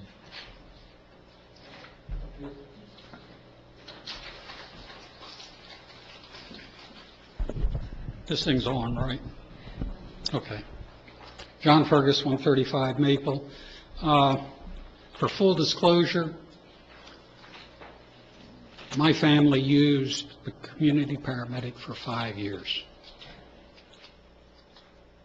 It wasn't the only thing that made us through the 5 years, but it certainly helped. And I've been kind of peripherally involved for most of that period. And I think it would be very instructive if Don were to describe to you the operational impact of what the community paramedics is doing. It started as we've got frequent flyers. We have like 10 people that are doing 20% of our calls or whatever the percentage was. And so by doing the fall prevention, they reduced the number of calls, okay? And that was in the days we were doing like 800 calls a year. So big impact now. And so that's a key thing. And the other thing, I think you're getting a sense of it.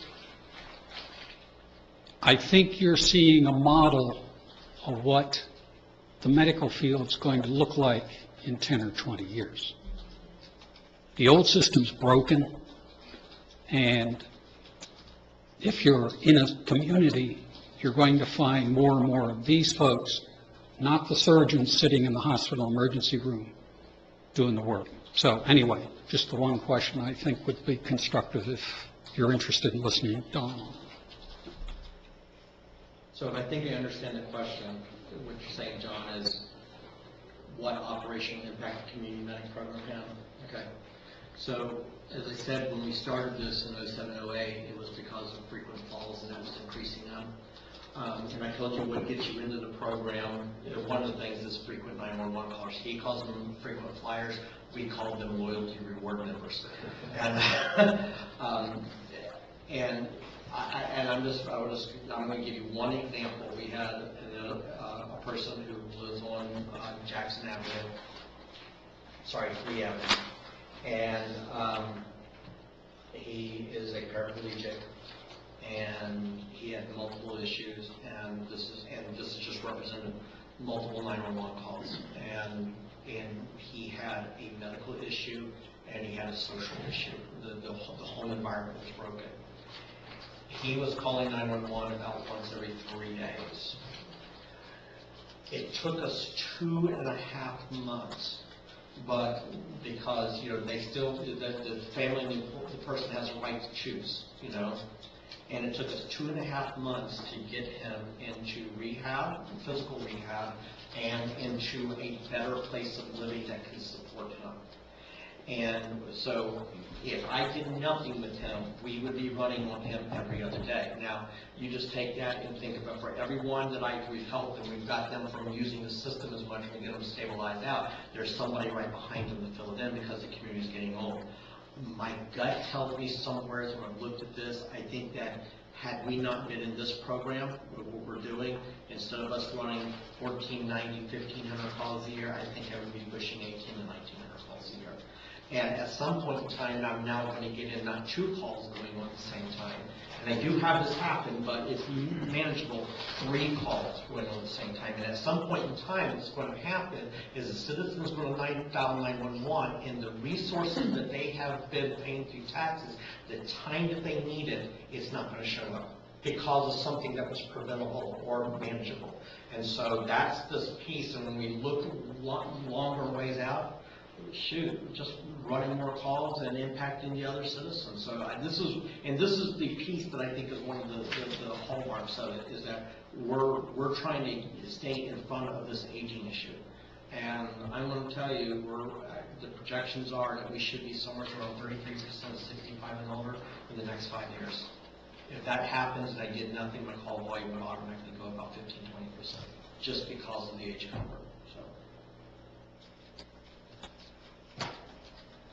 Any other public comment? Okay. Since we seem not to have any more of that, we could move on to the city clerk's office presentation. Do you want to do the Discuss values. Oh, I'm sorry. whole thing here real quick? If I run through Yes, that? yes, and so I guess I'll turn that back over to Suzanne. All right, yeah, so just briefly, I figure we can kind of talk through this together. I mean, after hearing John's presentation, I think, just want to talk through the theme of what values his core mission areas kind of fall under. I think he actually put that as his first slide, so, just to get us kind of rolling, for me, the value connection for all of these, at a minimum, is value number one. But, value number one, we value excellent public safety services with community-oriented programs that connect our residents to the city, not our residents to age in place. That to me kind of encapsulates everything, but that's just me throwing that out to you if you want to have some other discussion about it. If there are other values you feel like these connect to, or if you feel like there are some things we do that maybe don't connect to city values, that's the conversation we can have now if you'd like.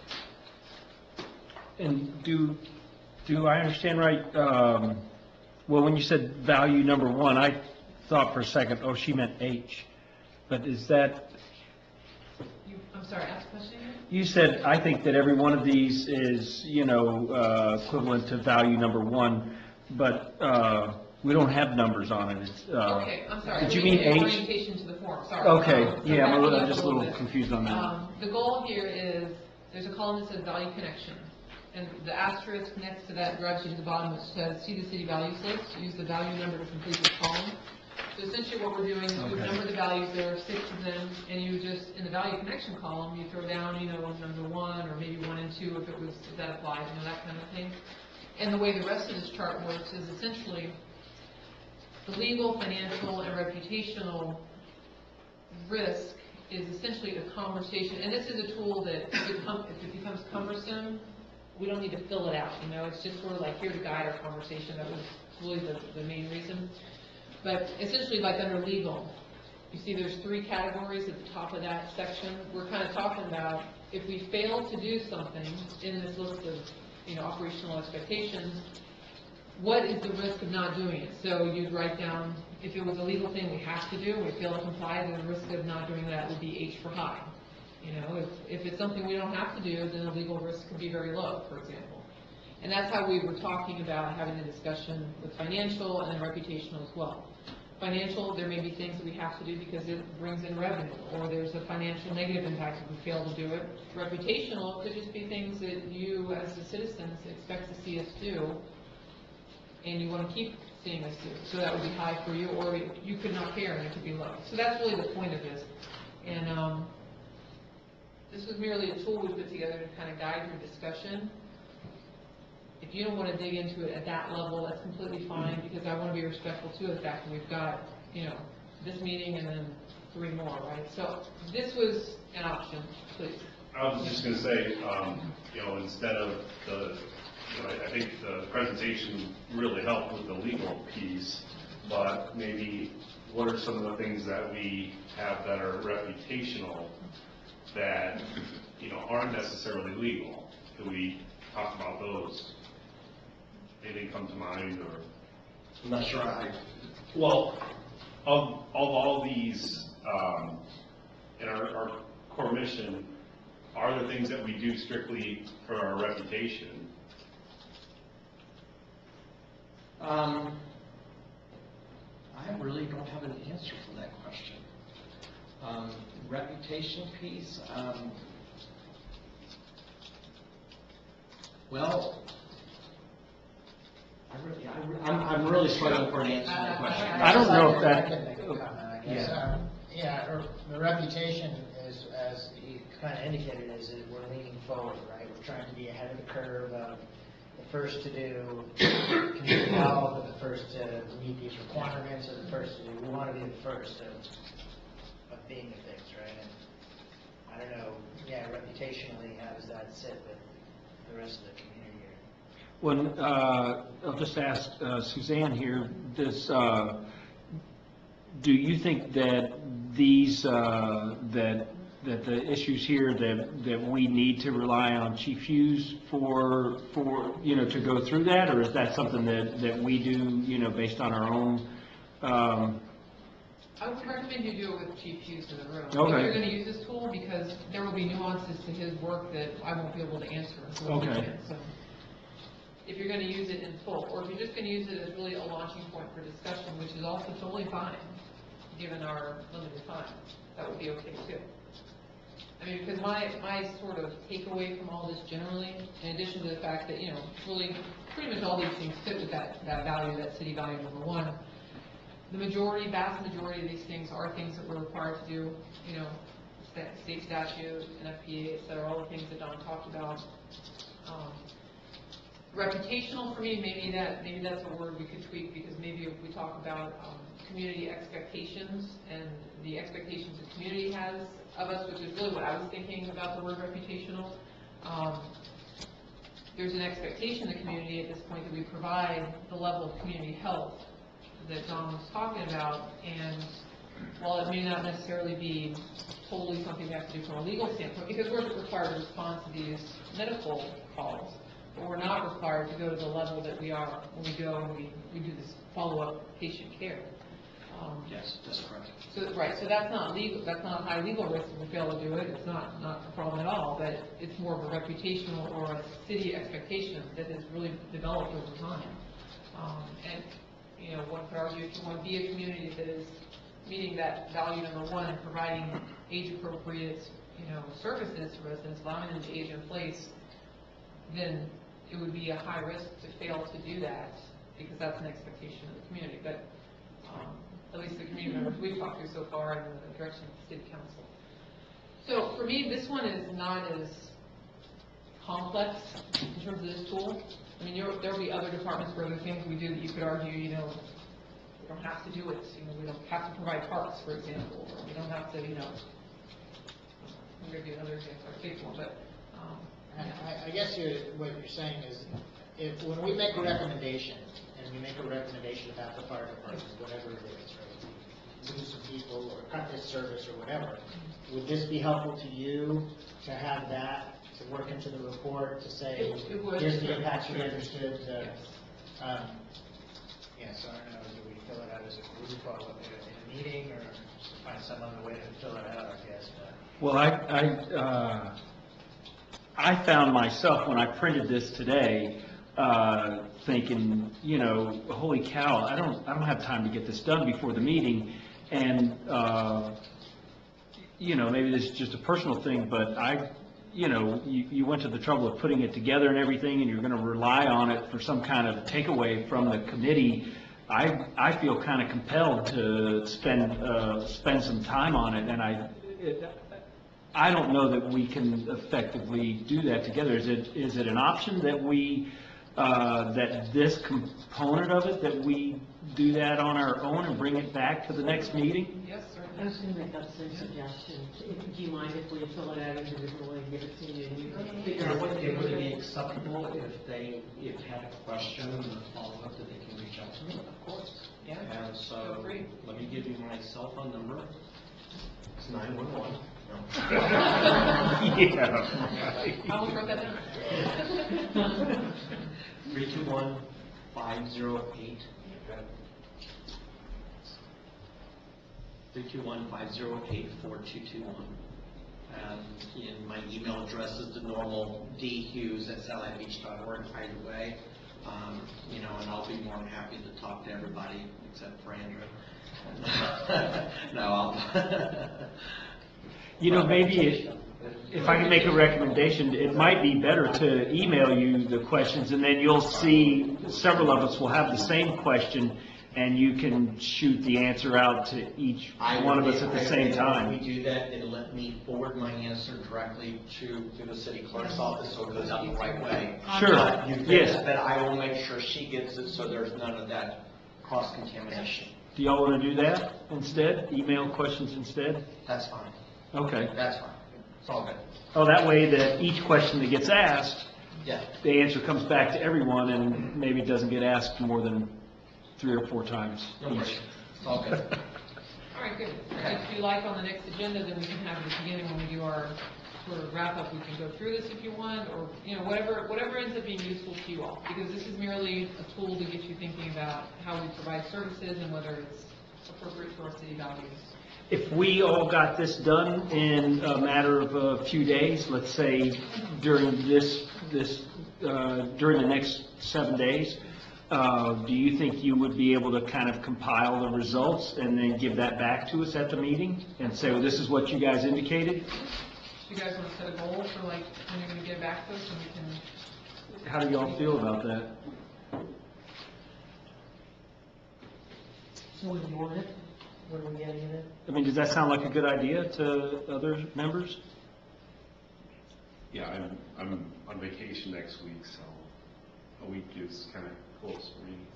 Maybe, how long do you need to This is not really complicated, there's only, you know, a small number of you, so. a couple of days before the would be meeting? fine, yeah. Okay, as long as we get it in, you know, with 2 days' notice? Yeah, like Tuesday before the next meeting, which, whatever that date is. I think our meeting is 24th. Is the Excel, Oh, that would be the Tuesday. Tuesday the 22nd. is the Excel form on the website? It's in PDF, but I will email that to you guys in Excel, which will make life a lot easier. Thank you. Okay, nice, very good, thank you. You guys have any other questions for Chief Hughes at this moment? I don't. Okay. Thank you. Thank you so much. Bye.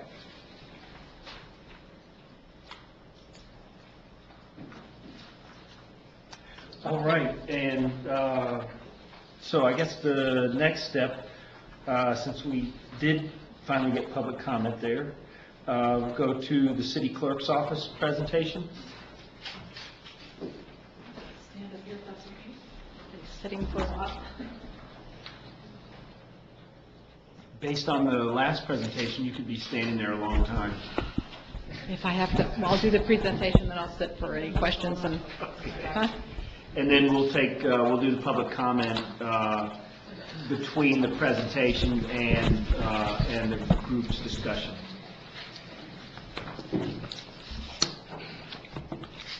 Okay, before I get started, I wanted to give you a little bit of tidbits, if you don't mind, with the city.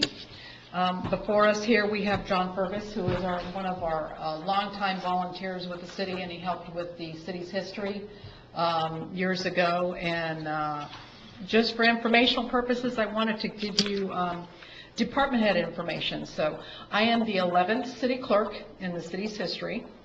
Our building official, he is the 10th. Our public works director, Alan Potter, is the 6th in line. Our police chief is the 8th in line. Our fire chief is the 4th in line, so that's the longest there. Recreation director, you know Carrie Stoms was here for a long, long time, but there are 4 directors in the history. And our city manager, we've only had 5. And our finance director is now our support services. We've had 4. So just as a point of information, the city's history, we are at 61 years strong. And with that being said, I want you to try to dive in and look at each presentation individually. We started somewhere, so the history is important. When looking for future, you need to look at where we are at now, and where you want to go, and where the citizens want to evolve our community and make it a better place. So with that being said, let me go ahead and dive into our presentation for the city clerk's office.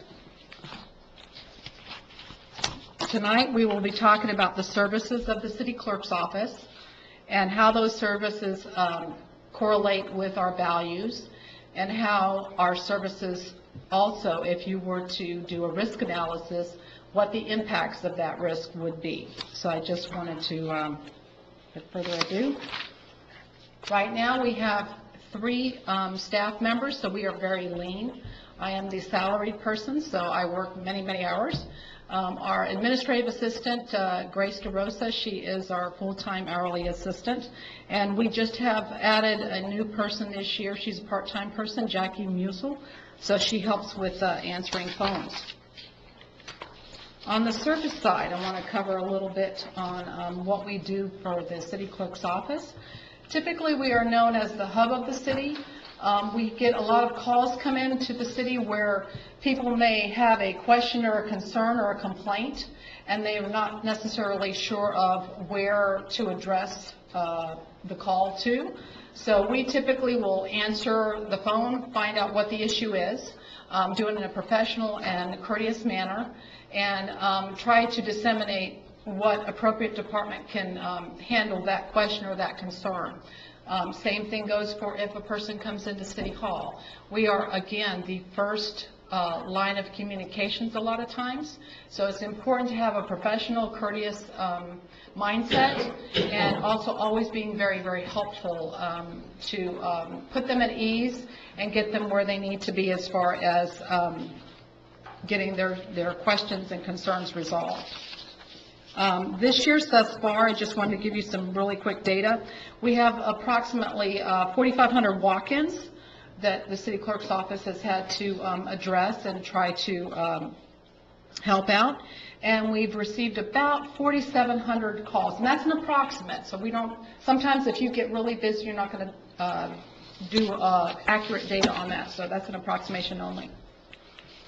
On the statutory duties, I wanted to cover that a lot of our statutory duties are, again, the word statutory should be self-explanatory. It's either, our city laws or our state laws or our Constitution. So I am the elections official. My staff also assist and aid with that process, so I have to qualify candidates. There's a lot of paperwork involved, a lot of deadlines, a lot of legal notices, and follow up with council for accepting and ratifying the elections at the end of that. I am also the Records Management Liaison Officer. With that being said, we have had where for the Records Management certification, there were 36 hours of training required for both myself and my administrative assistant. You have guidelines and requirements on the general schedules for the Division of Library. You have our Chapter 119 of the Florida statutes that talk about public records and public records requests. So there's a lot of detailed information that goes into getting this certification to make sure we're in compliance. I also, at the end of the year, have to file a report with the state talking about how our records, where we're at with our records, how much disposition has taken place, and being in compliance with that, both on a city level and on a community redevelopment agency level. With the corporation, I'm of course the secretary for the municipal corporation, also the secretary to city council, so I and my staff support whatever their needs are. We also are required to codify. Typically, I try to codify once a year for our laws, and they are incorporated in the city charter and the city code. So that way, our residents and our staff members are aware of what laws has changed since last year, and they can abide by those laws. With the truth and millage, that deals with what you're going to be covering on the millage rate. We have to administer and certify the TRIM is what it's called. And that implements the taxes that are imposed on all residents of the city. And with the government and the sunshine and public records law, we always have to make sure to abide by that. And we're trying to make sure that, like you as committee members and board members, understand what the guidelines are, and to make sure that you're not having any penalties imposed or becoming a conduit. There are strict criminal fines if you're not careful as well, so just be mindful of that. With the City Council and the Community Redevelopment Agency, again, we prepare any kind of documents that, like for example, letters, agreements, ordinances, resolutions. We prepare the council packets and such. So any supported documents for council is what we work to achieve for them.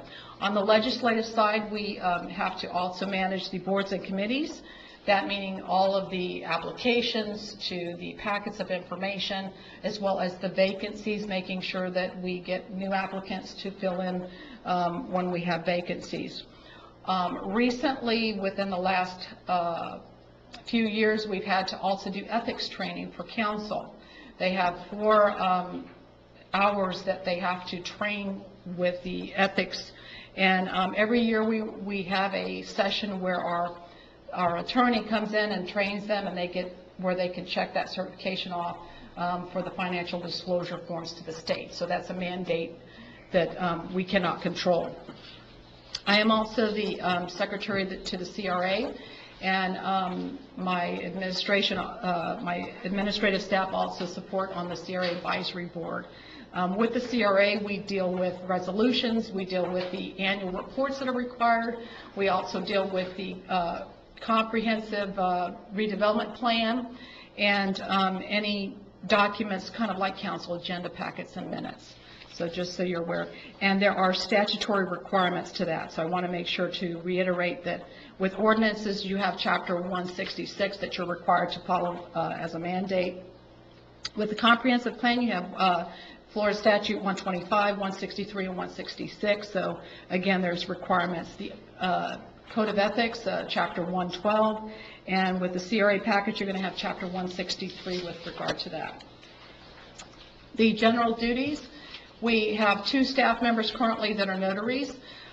With the taxpayer dollars, we do not charge those that come into City Hall to notarize their documents, just so you're aware of that. So that could be a potential increase in revenues, just as a food for thought. And we maintain portions of the city's website. So I do the latest news. We do city council, the city clerks, all of the boards. We'll update like job opportunities to the bid process and forms, and if the community development department has any updates that are necessary. So there's various pages that we update, as well as the new calendar that we have on this new website. We coordinate and facilitate public records. So we'll get in, whether it be a phone call, whether it be somebody coming in, or a fax, or an email. Somebody may request a record, and many of you may not know that there are over 1,100 exemptions on public records. So sometimes it can be very time-consuming to make sure that you're evaluating the record before it gets provided to that resident for the records request. And if the records request is not for our department, we make sure to provide it in a prompt manner to the other departments to complete those records. So it fluctuates depending on the year, depending on the subject matter of importance. So it just, we're required by Chapter 119 on that. Again, we provide courteous, polite service, always willing to help any citizen that comes in or phone calls us to try to direct them to the appropriate department. And we are also support for the bid process, and again, there's legal ads. I can't really explain the numerous amount of legal ads, not just on a bid level, but budget, ordinances, resolutions to meeting notices, etc. And we receive all the bids for the capital projects, and we keep all those documents housed at City Hall. Now, dealing with the city clerk's office, upholding city values, what I'd like to do is kind of cover our services and let you know how that correlates with the city values. Like Suzanne said in past meetings, not all departments are going to measure up, I guess, with the values here, because our structure and our requirements for the job are different. So just be mindful of that as we go along. On the connecting with our residents, with the city, I'm just going to do a brief overview for that first value. What we do is we take in phone calls, in person, taking where we're able to assist those persons that come in and routing them if they're not within our department, to make sure that we get them to the right direction for them to get their answers done. We also provide, as you see in the lobby area and in the city clerk's office, we have information that we provide to the public as necessary. With the quality of life and bringing the events to the community, again, our website is an instrumental tool that provides them with the most current events important topics of discussion. For example, the council had a workshop on infrastructure, and we wanted to make sure that the public had that information as well as presentations. I believe, Mr. Chasteen, you were one of the people that did the town hall meetings. You were present, and that's how the Sustainability Board evolved. We went from the Green Committee and evolved to the Sustainability. So, you know, out of those town hall meetings, out of the workshops comes really important, vital information that really directs the city in a pattern that they seek to improve upon. So keep that in mind, as well as informing the public with the council and the boards and the committees as far as that. And I want to reiterate, I can't say it enough, a lot of times we are the first point of contact. So it's important for us to be professional, be precise, get them to the person that they need to speak with, and move forward. On the value on partnerships, many of you may not realize the extent that council has and staff members go through as far as our memberships. For example, let me just list you a few. We are members with the Space Coast League of Cities, which is a local agency. We are members with the Florida League of Cities and the South Beaches Coalition, the CivMill with Patrick Air Force Base, the Chamber of Commerce, the Economic Development Commission, and we also deal with the P4 initiative. So they're always looking for partnerships, always looking for ways to brainstorm and streamline things and work with other agencies. Our city manager is very, very impactful in that and has promoted quite a bit as far as our Indian River Lagoon to the muck removal and such. With the feasibility infrastructure plan, again, we are working with the Sustainability Action Plan over the last couple of years, and improvements are being brainstormed and moving fast and furious. You see the EV charging stations around the city. We just approved the solar on the City Hall roof, which will have dividends of electric, cost savings there in the future. And we've done, as well as joint partnership of oyster map making, where it purifies our Indian River Lagoon as far as the algae blooms. And Alan, when he does his presentation, he'll probably talk about stormwater a lot more eloquently than I can as far as that. We are also working on updating our stormwater master plan that will prioritize improvements necessary. And again, you've all already discussed the ERUs with the stormwater rate and the projects coming forward that are needing to be done as far as that goes. So another area that many of you may not know is unfunded mandates.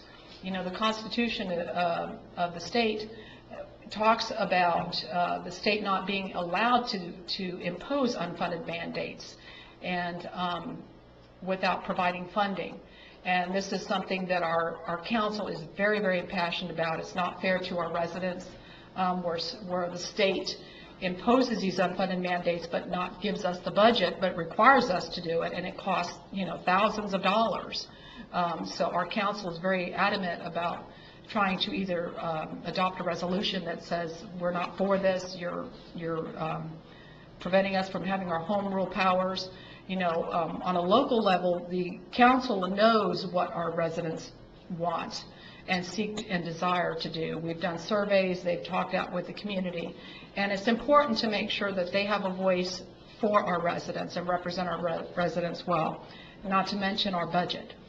So with that being said, we'll move along. On the sustainability practices and the impacts for our Earth, I just want to let you know, I've already covered the EV stations, solar panels, and another thing that I want to cover is a few years ago, I can't remember what year, Alan, that was, that we adopted a fertilizer ordinance. So no fertilizer, pesticides, and that could be administered during hurricane season when you have the rain that runs off into our drainage system, and that's impactful. It impacts our lagoon. Another thing is our complete streets. We want a walkable, bikeable community, where you're not having to get in your car. So we want it really family-orientated, community-orientated with that. So those are some examples as far as sustainability. as far as that. And we've also recently implemented the scanning of our documents. In past history, although we started scanning, it wasn't a major forefront effort.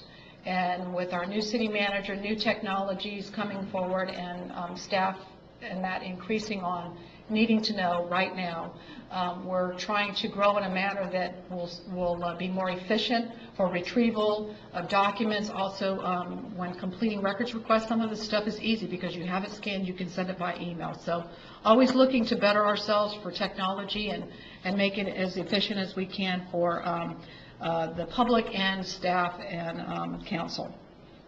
With communication, again, it's going to be the website and managing our boards and committees. We want to make sure to provide them whatever they need as far as promoting involvement with the community, promoting involvement with our boards, and getting involved and making a difference for not only the present but the future of our city. Now, with the risk analysis, I know that you'll be doing your assessment and that, but I wanted to give you, from my thought process as a city clerk, a risk analysis that I feel is important to re-emphasize. So on the financial and legal risks, with training, I think it's a tool to be able to do the job. With the city clerk's training, for example, let me see here. We had, for my CMC, it takes anywhere from 4 to 6 years to get your certification, to understand the dynamics of your job, of what's required, and that's just the tipping of the iceberg on that. It took me 60 points of educational requirements that are at a high level for institutional government. I've had on an national level and a state level, and then also 50 points of experience. As far as being able to identify, quantify what you've experienced and learned from this job moving forward. So it is something that I've been very, very grateful to council and to our city manager for providing us the opportunity to get trained and understand our jobs fully. And I don't take it lightly. I'm working on my master municipal certification now.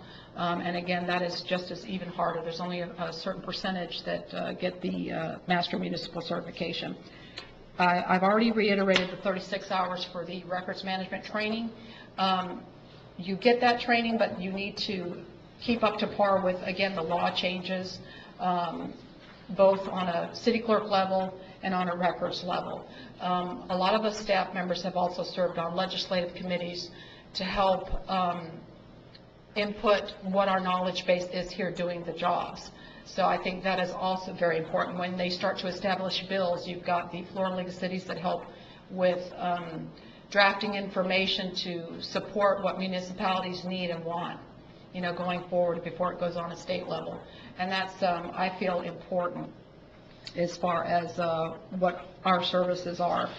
With the codification of the city laws, again, we do this approximately once a year, and as well as the trim, which I've already covered in the compliance side. So these are all requirements for the city clerk's office.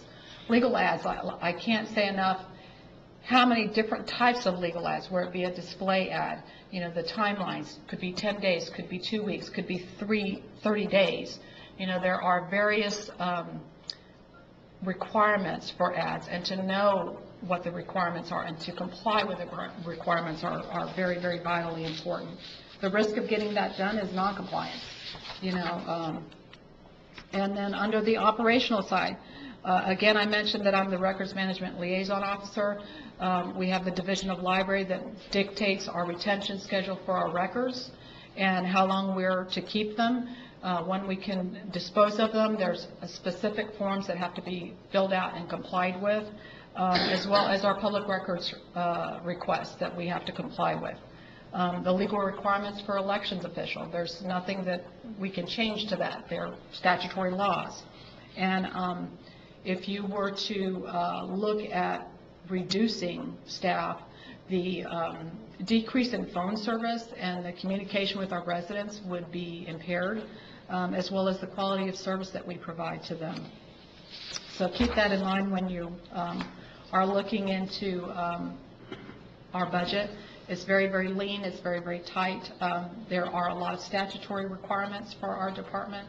We're not the people that save the day with the fire department or the police department. We're not the people that clean up all the debris that Public Works does, or we're not the feel-good for the recreation department. I look, as our former city clerk said, we are almost like the internal organs of the city. You don't really notice us. We're there. We're trying to comply with the laws. We're trying to keep our records intact and progress in a manner according to our residents. So with that being said, I want to make sure to thank you. The city clerk's office is always looking to improve upon our processes, and we gladly accept any kind of input for efficiencies, for being more effective with our job, to be more productive and to make a difference for our residents. And also, we want to continue with exceptional services. That's really the core of our being as far as our office. So with that being said, that would be it. That concludes my presentation. I'm trying to be very quick. Yeah. All right. Do you have any questions?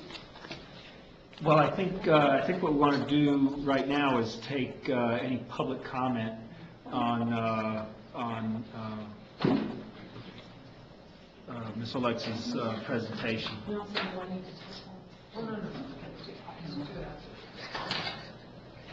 Go ahead.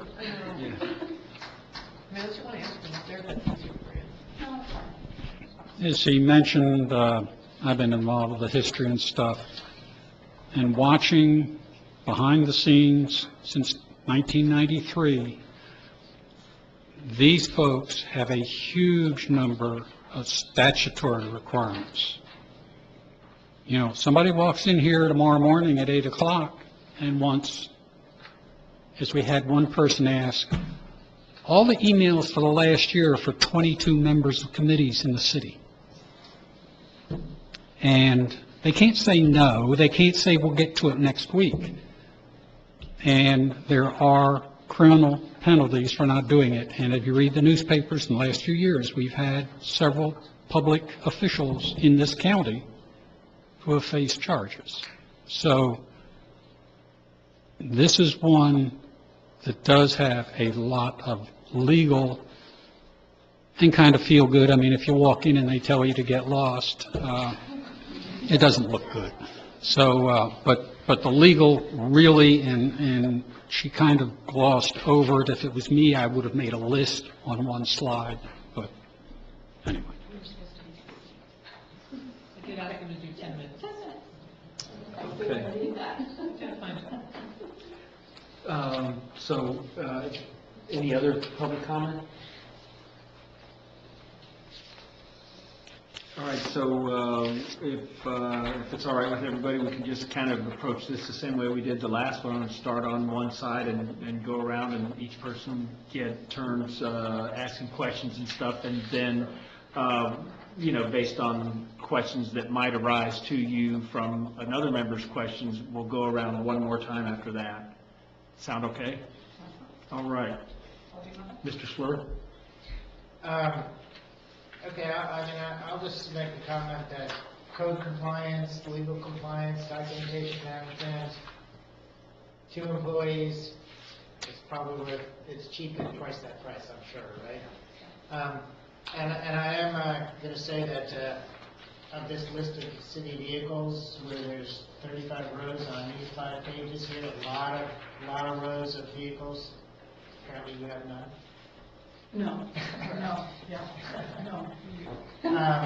But I guess I will say, only to your point of revenue, additional revenue, you could charge for notary actions. The other question I have is, you have a Facebook page and a YouTube channel and a city website. Can we advertise? Can we post advertising on any of those things? The Facebook page, our city manager and her assistant update that. We are also, one thing I didn't touch on is, because of records management, we have a social archive system that also has to archive that information. Advertisements, if you can come up with solutions for advertising greater, for marketing, I know that, Ms. Berger, that's your expertise and maybe your expertise, I'm not sure what. I just know that there's a That'd lot be of great. restaurants in Yeah, this for city, sure. and I don't know about most of them, Yes. right? And Yes. if we could collect some advertising revenue, that's what a lot of people do on websites, so. The only thing I would add to that is, there are some cities and counties have gotten into the advertising business, buses are actually a good example. That's a county function, you see advertisements on there.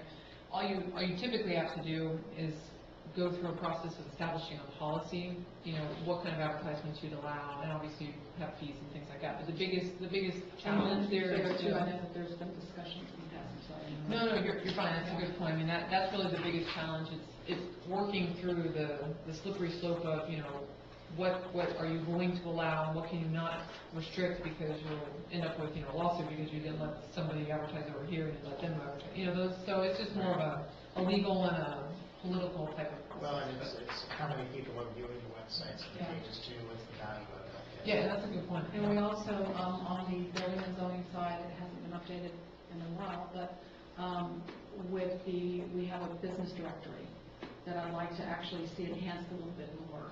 There are other cities that do like a Google Map, and they may have a clicking, searchable menu, those type of things. So I can see a progression in the future with regard to our community development department, as far as the enhancement of our businesses. I know that this year they initiated the business meet or greet, was the first of its kind of thing. We've had, I think, 2 or 3 sessions where we've invited, the local commercial business owners to come in and interact with city officials, give us their thoughts, tell us what they'd like to see us do differently or keep the same. We had one session over at the the DRS, I think over the community center. First one, modicum of attendance, and then we've had 2 more that we actually did out at Whiskey Beach Pub, like an after hours kind of thing, and I guess there've been a little better turnout over there from what I've heard. I haven't been to them, But you're right, to get the marketing out there, get the information out there would be a great thing. I know that I heard a lot of really good feedback during hurricanes, not only from residents, but other agencies, other municipalities, talking about that they had heard about our city and how it was being reported with the hurricanes and detailed information and videos uploaded very quickly. So those that chose to evacuate and be safe, could see what the condition was and when it was safe to come back and what were the issues, whether it be, the electric or water and what have you. So it was a really good positive impact as far as our Facebook page. That spoke volumes as far as that. But if you can come up with solutions on marketing, I'd love it. I would definitely gladly accept that. It's not my area, but. Yeah. I promise. Anything else? No, I guess that's it for me. Yeah, just a couple things.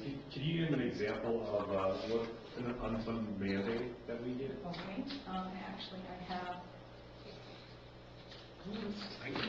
So many. Yes. Let's do the first, I might add a couple. Well, while she's looking, I'll tell you about the most recent one. It would be the requirement to have school resource officers locally. So that's been big in the news, right? And so the state said, go make this happen. They provided funding to the counties, but they didn't provide any funding to the states. And the funding they provided to the counties is partial funding. So we just learned earlier this week, actually. You may recall when we were talking about revenues, the last time we talked about the amount we get for 2 school resource officers is $33,000, $36,000. Well, the proposal is we're going to get actually more than that. We're going to get $52,000 per SRO from the county. That's their financial commitments, but it doesn't completely cover the cost of salary and benefits for these officers that we're going to have to hire to comply with the state mandate. So when she says unfunded mandate, she's just talking about anything that usually the state legislature does when they're in session that says to the cities, you will do this, and there's a cost component, they don't provide funding to do that, whatever it might be. So these are, plurally the cities put out the legislative issue briefs, so they'll condense down the bills that are going forward, the opposing or supportive stuff, and then give a brief description on that. So, like, local self-governing, you may want to chime in on this, but the feasibility study that was done. We have municipal elections. We were, the city was very forward-thinking back in 2009, I recall, for our charter. And that charter review committee evaluated our election cycle and the amount of cost that was incurred as a result of not being on the gubernatorial and presidential cycles, thousands of dollars. So with that being said, the charter referendum moved us and transitioned us that way. And it has saved us quite a bit of money. So with this municipal elections bill, although it didn't impact us, it did impact other cities as far as our costs. Had we have not changed that, this would have been an unfunded mandate. On the short-term rentals, if you want to chime in, you can. Let's just give one more example. Yeah.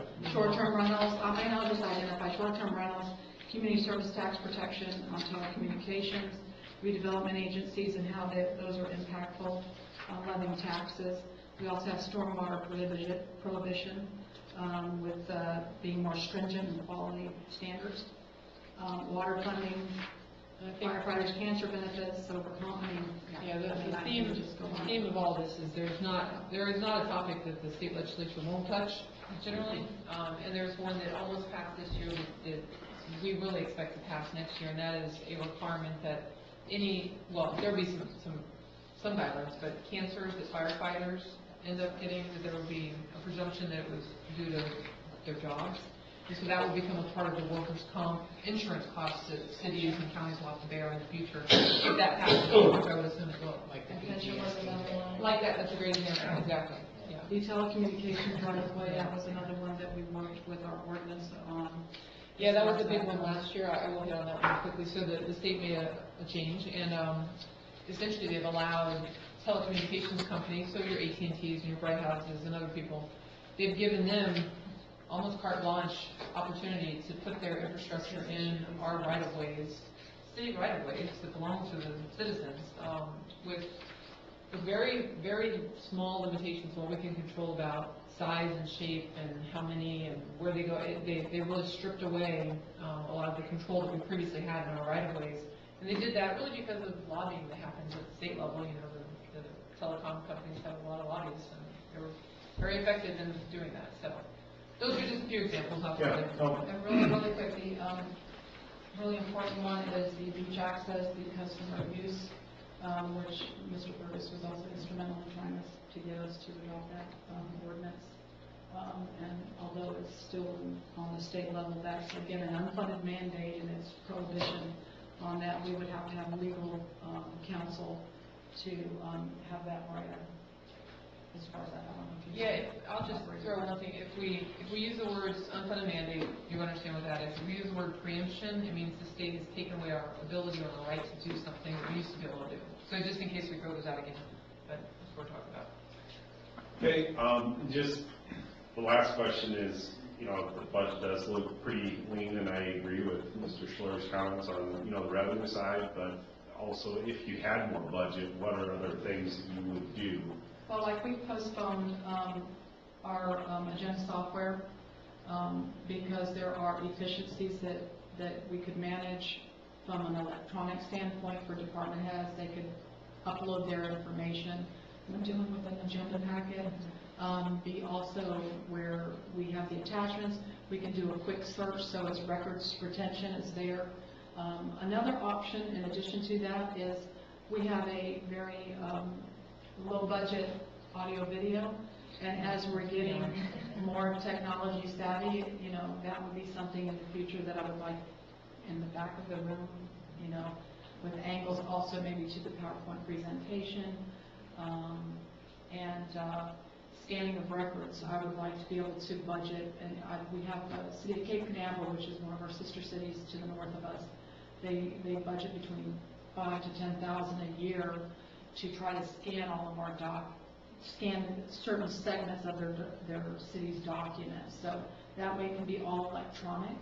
It releases the storage space requirements And again, greater searchability, we can upload it to the web eventually and be more efficient in that sense. So those would be kind of the opportunities for our Yeah, that department. was an observation I had also, a lot of paper. Yes, Yeah. agreed, Yes. agreed. Thank you. I'm going to ask a couple things, and I want to make sure to just before asking these things that these are strictly just like curious questions and everything like that. I'm inclined to agree with everybody else, and that I'm sure that your office already runs as lean as possible. I mean, but as a matter of necessity, probably. So anyway, that said, curious about one thing, well, a few things, but first, you said that the new part-time hourly person, or that the part-time hourly person, that's new. What prompted that? Well, I can go back in the history. Before the economy started to take a downturn, we had 2 full-time administrative people, plus the city clerk. I was the deputy city clerk at that time. The budget was reduced, and other departments were reduced. The city clerk still had 2 full-time people, plus my position. Then the transition of staff members going to a different department, and the business tax receipts going to the community development department. So there was considered to be a less of a need to have that second full-time administrative assistant at that time. So we are at our bare minimum. In all honesty, it's hard if you have a person out sick or on FMLA or what have you. You know, you're already short-staffed. So everybody else in this building has to help and pitch in. Okay. And they've done a fantastic job of helping. It's just you like to make sure that your staff, you can rely upon them to get the job done. So What are the primary responsibilities of that particular role? with the staff assistant, she answers phones. I'm actually currently working to cross-train her. Again, she started off as a temporary staffing agency and then now has transitioned to a part-time employee October 1 of this year. So again, she's learning how to do accounts payable, accounts receivable, wrapping up reports. She's learning how to do boards and committees and what that detail is. She's learning how to help and assist with agenda packets and minutes. She's actually had to draft minutes. So we're trying to cross-train both of them, so if one is out, the other one can fill in. Okay, so like not slack really, but from several departments or several roles. Several roles in our Assisting. department, yeah. in our You figure, clerk's office. yes. As well, she's not trained like in public records yet. You know, there are things that we're working to get there. And again, it doesn't happen overnight. It's longevity Sure. as far as that, so. You know, in my work, I have occasion a lot of times to have to call cities, different departments in cities, and whenever I call here, not for work, but, either for work or for just city stuff or questions or whatever, it is always refreshing to me that a person answers the phone and is very helpful and stuff. Very important to council, that we represent the city well, and we are attuned to the residents and those, the public, calling us. Very few municipalities that you're seeing today will answer the phone live. Oftentimes you get a recording. Voicemail, we get to the voicemail, and that can be very frustrating. It can also be troublesome, depending on the generational ages of whoever's calling. Sometimes it's just they really need to voice their opinion, and we're that other person on the other line to help them and reassure them. So. Well, and so sometimes, some cities that I call, a lot of the stuff, it says, please check our website for this, that, and the other thing, and you have to listen to a lot of different places on the website that you can check before you can actually get through to a person or anything like that. That said, do you think there's any part of what we provide to people that call in, do you think there's any part of that could be web-based, where people could be redirected without causing problems? I mean, are there certain things? As far as a Well, that would a like- message or Well- something versus a live person, or?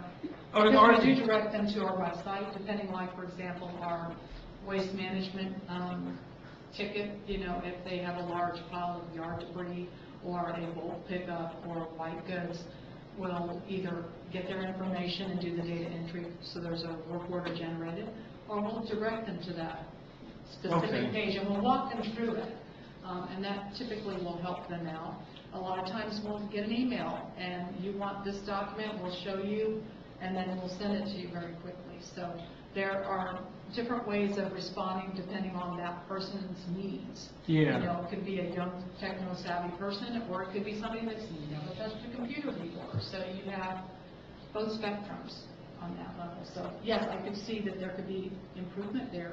I guess that's what I'm asking about, just your opinion. Do you think that there are things within the department that it would be worthwhile to have more, you know, to direct people more to that? And lighten, you know, lighten the burden within the department on everybody? Like typically, something you do, some frequently asked question that you get repetitively, right? Yeah, There's yeah. some stuff on the web already. Sure. As far as my department, what they did when they got the new websites, they scraped the old website and put the information in. Not everything was brought forward, so I'm now going to elaborate further, elections being one of them.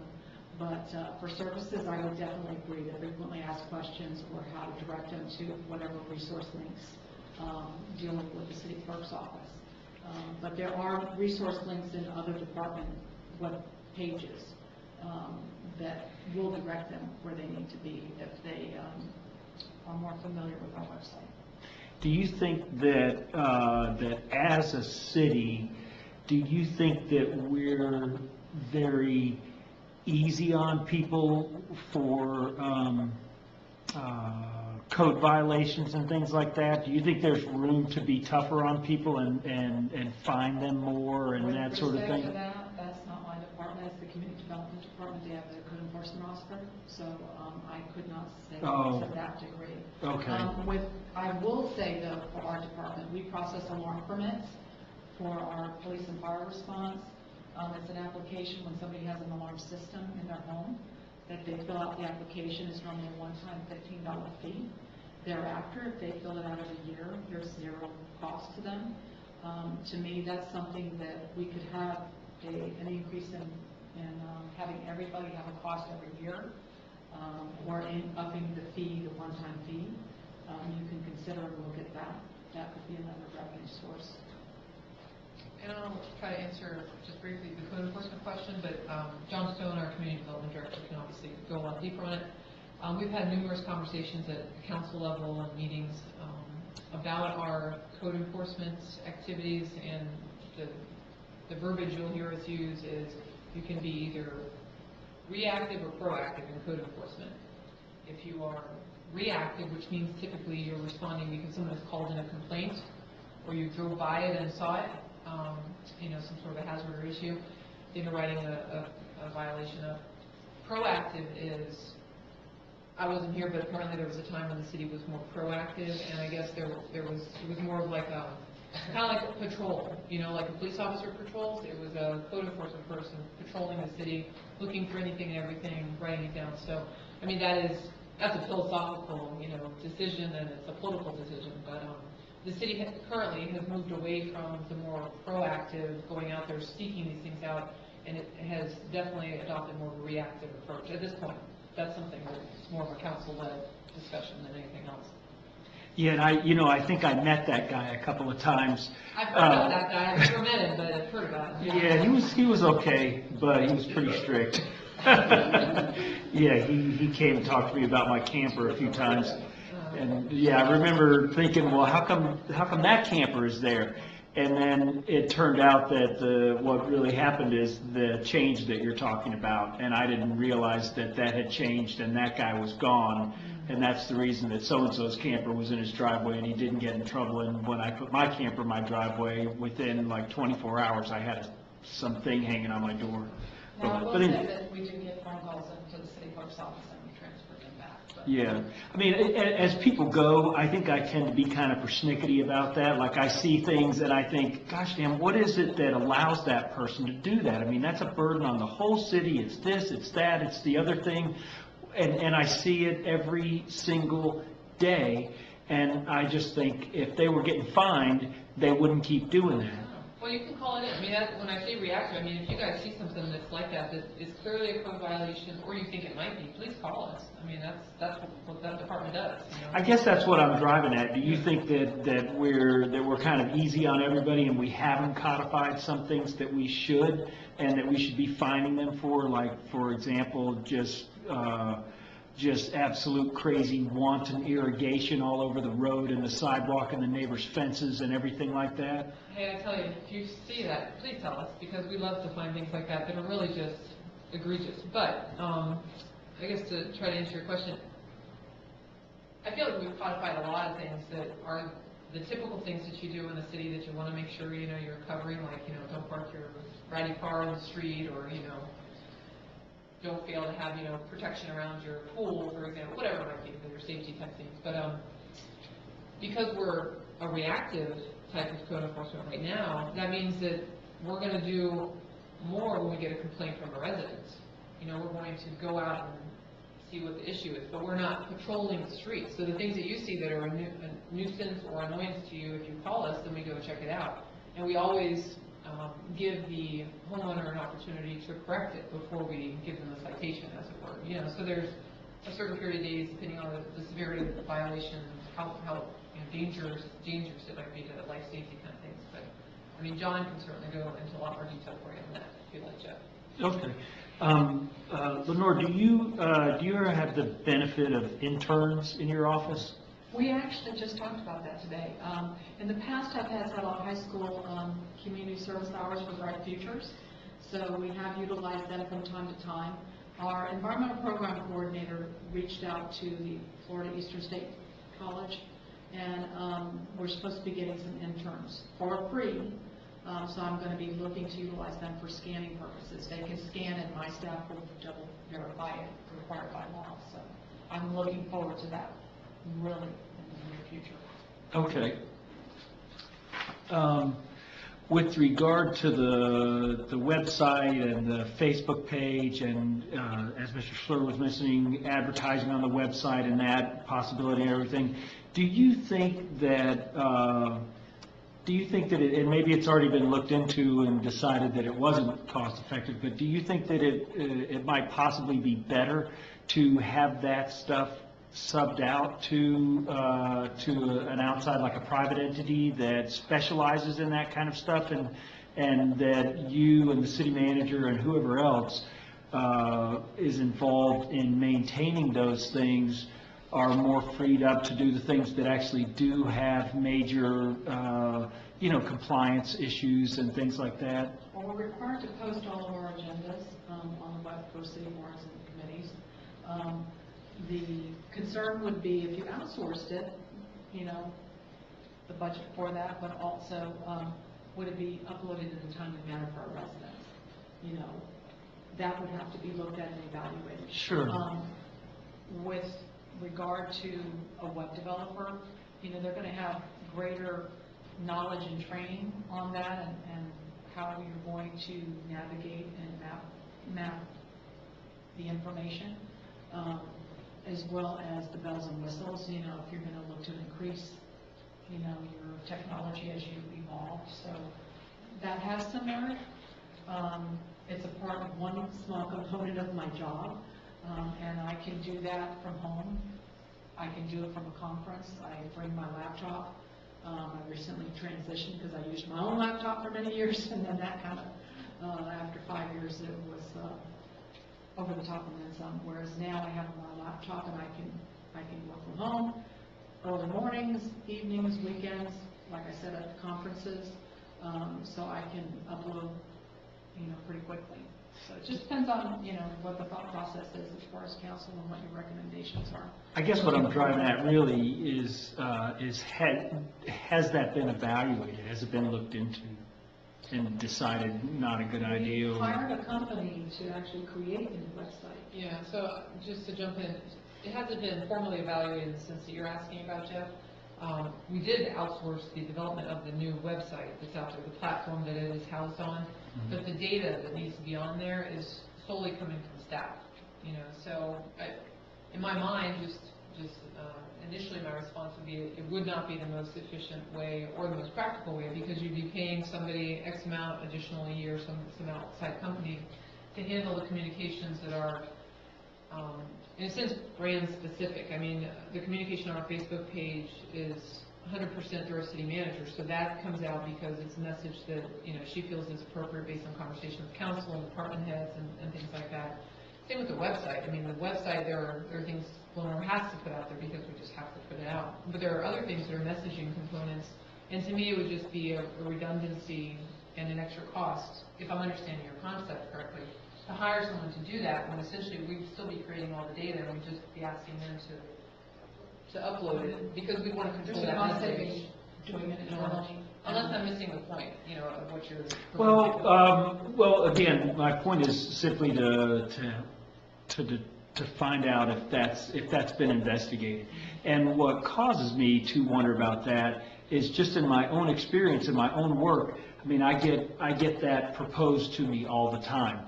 And, you know, that, well, look, you have this page, you have that page, you have the other thing, you have these things to do and everything like that, and for such and such a month, you can just email that to me, and I'll send it to you. You spend just a couple of minutes looking at it. You know, I'll email you like a JPEG of the whole thing, and you just open up the email and look at it, you say yes or no, make a comment, and then the next thing you know, it's up on the page. Okay, I get you. So I would say that.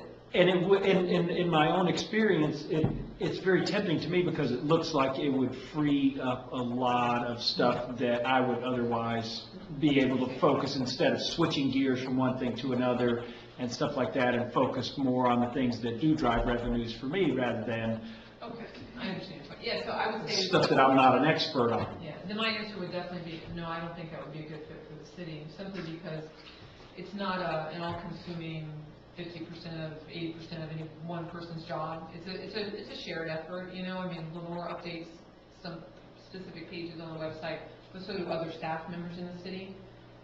Courtney does a Facebook page, but her administrative assistant Julie is a primary helper in making sure things get out there. That, you know, so it's not to get down to the weeds, but I would say that the would departments, be you know, like necessary. our police department and fire department and stuff, so, they have the knowledge base on some information. But, I mean, I understand the expertise level of web developers and going to school and their certifications, and the branding is important for our city, as far as the community and drawing other people in from other areas, as they're working to get jobs like at Northrop Grumman, Harris, you know, Space Center Sure. and all that stuff, so, I see your point on some things. I think I'm not really driving at like, you know, that somebody else could be more expert in it and do a better job and do it faster necessarily or anything like that, or that it might not even be sent out to somebody else, but has it even been looked at that kind of stuff gets centralized in some way, or has it just kind of grown organically as, you know, the digital impact on all our lives has grown? It's become part of your responsibility and part of Courtney's responsibility and part of everybody's responsibility, just one more thing added. Yeah, and that answers yes, like 100%. And as technology evolves, you know, you're going to grow and there's more things that you're responsible for. You know, if you look at back in the 80s, you know, when you first started out, you didn't have to deal with emails and, you know, it was phone calls back and your own little computer, and how that's evolved now and grown and stuff. Okay, and I'm sorry I went kind of a long time, but that's all I had. I don't have any questions. My only comment is, as the marketing person,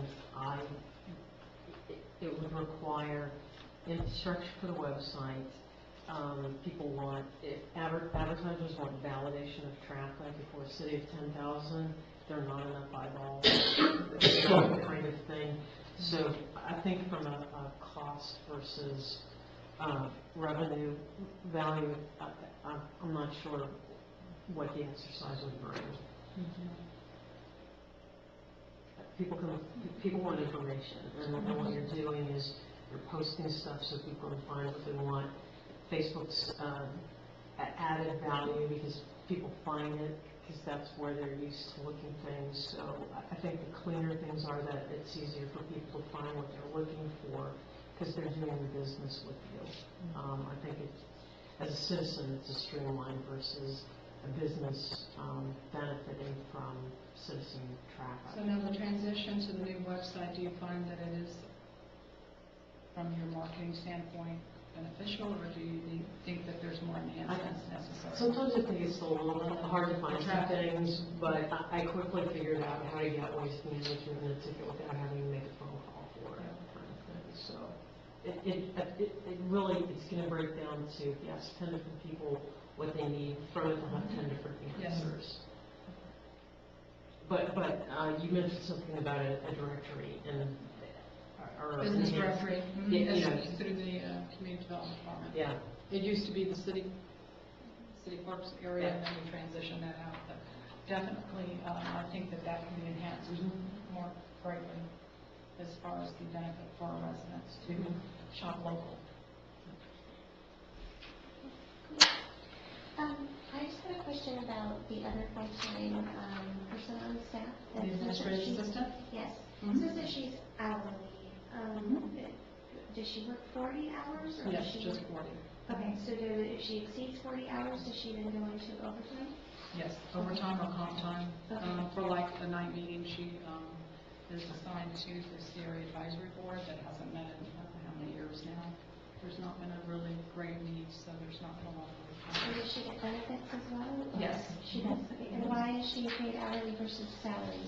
What was the decision for Because that? her salary range is at such, we did a coding wage study, Okay. and that administrative position was at a certain level of pay. Okay. And then based on the, I guess the budget that we were given, there was a year where, I guess the part-time person was, I guess it was 12,000, and then there was a temporary salary of 13. Is that for that same person? That was the transition When from you going hired to, her from? yes. Okay, I Yes. just wanted to clarify that. And then, I had a question, what was minor apparatus? If you look. I didn't understand what that was. I'm sorry, it's page 5 now. Minor apparatus, you're going to look at the external hard drives, computer information, typically is updating our city clerk's computers on a Okay. day-to-day. So it went way over that year Yes. because you got something new, or, Okay, it's 2,200 in Minor apparatus. total expenditures right? on year-to-date actual. Is that the 16-17 budget? Yeah. Yeah. So 22, 26, it looks like we had, We had actually a PC, so there were changes that needed to be made for staff members. That wasn't the laptop there. Oh, okay. Identified. Did you get 2 computers that year? And then Looks like there's- reclassification, minor apparatus. looks like This is not, computers- for the 900 something, this is not something that I did the data entry for, probably well, for it support appears services. to be 2 It's gone computers down. and software, but if you want the detail, we can actually I pull was that just like. curious what it was, but Yeah, it yeah. minor apparatus didn't really say anything to me, so. It was just kind of just quitting the replacement in one year. Okay. We purchased like an external hard drive, so for example, with the back-to-back hurricanes, we have to typically move some of our infrastructure, if you will, for the city to function and operate. And as a result of that, I was able to do one of those large memory hard drives. Oh, yeah. And I downloaded all of my documents and information, so I could come back in and not have to have an internet running and so forth. I could start preparing ordinances, the agenda packet for council, to then have their follow-up meeting after the hurricane and get the job done. So it's definitely a benefit, a cost-benefit analysis as far as that goes. So, and with the software packages, you know, the city clerk's office deals with outside agencies that have the most current softwares, and we're trying to get close to that process because I'll get documents that I'll have difficulty with if I'm not up to par with the technology. So that is another source. Yeah, that was all the questions that I had. Thank you very much. Now, I know that we did establish a time certain to close up, and I think we've gone past it. And as I say that, I think, oh, maybe it was 9:30 and not 9, but I think it was 9. And I just want to apologize to everybody for my part in pushing us past that. You know, I don't know if anyone would want to move to table some of the other agenda items to the next meeting. You certainly can. In our compressed schedule, you're actually going to hear next week on from Recreation, Public Works, and the Support Services, General Government Services. We're trying to cram all into the one night. I do have, what I have to give you, which I can probably do a speed version in like maybe 5 minutes to tell you what you've got in front of you, so you can at least take it home and digest it. Maybe we can talk about it next meeting. That might be the preferable way to do it, if you'd allow me, Jeff, just to hit you with what I got in front of you. That's definitely okay with me. I mean, we already put part of it, the spreadsheet, you know, the spreadsheet that you're going to send us and everything, put that we'll do on our own, and then I think that'll, I don't know, we would have been here all night. Agreed. So, I mean, unless anybody else has any objections, we can go ahead and hear the last presentation and then adjourn. I'll do a quick version if that's okay.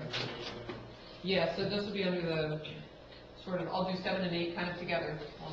Okay, hold on one second, let me put more.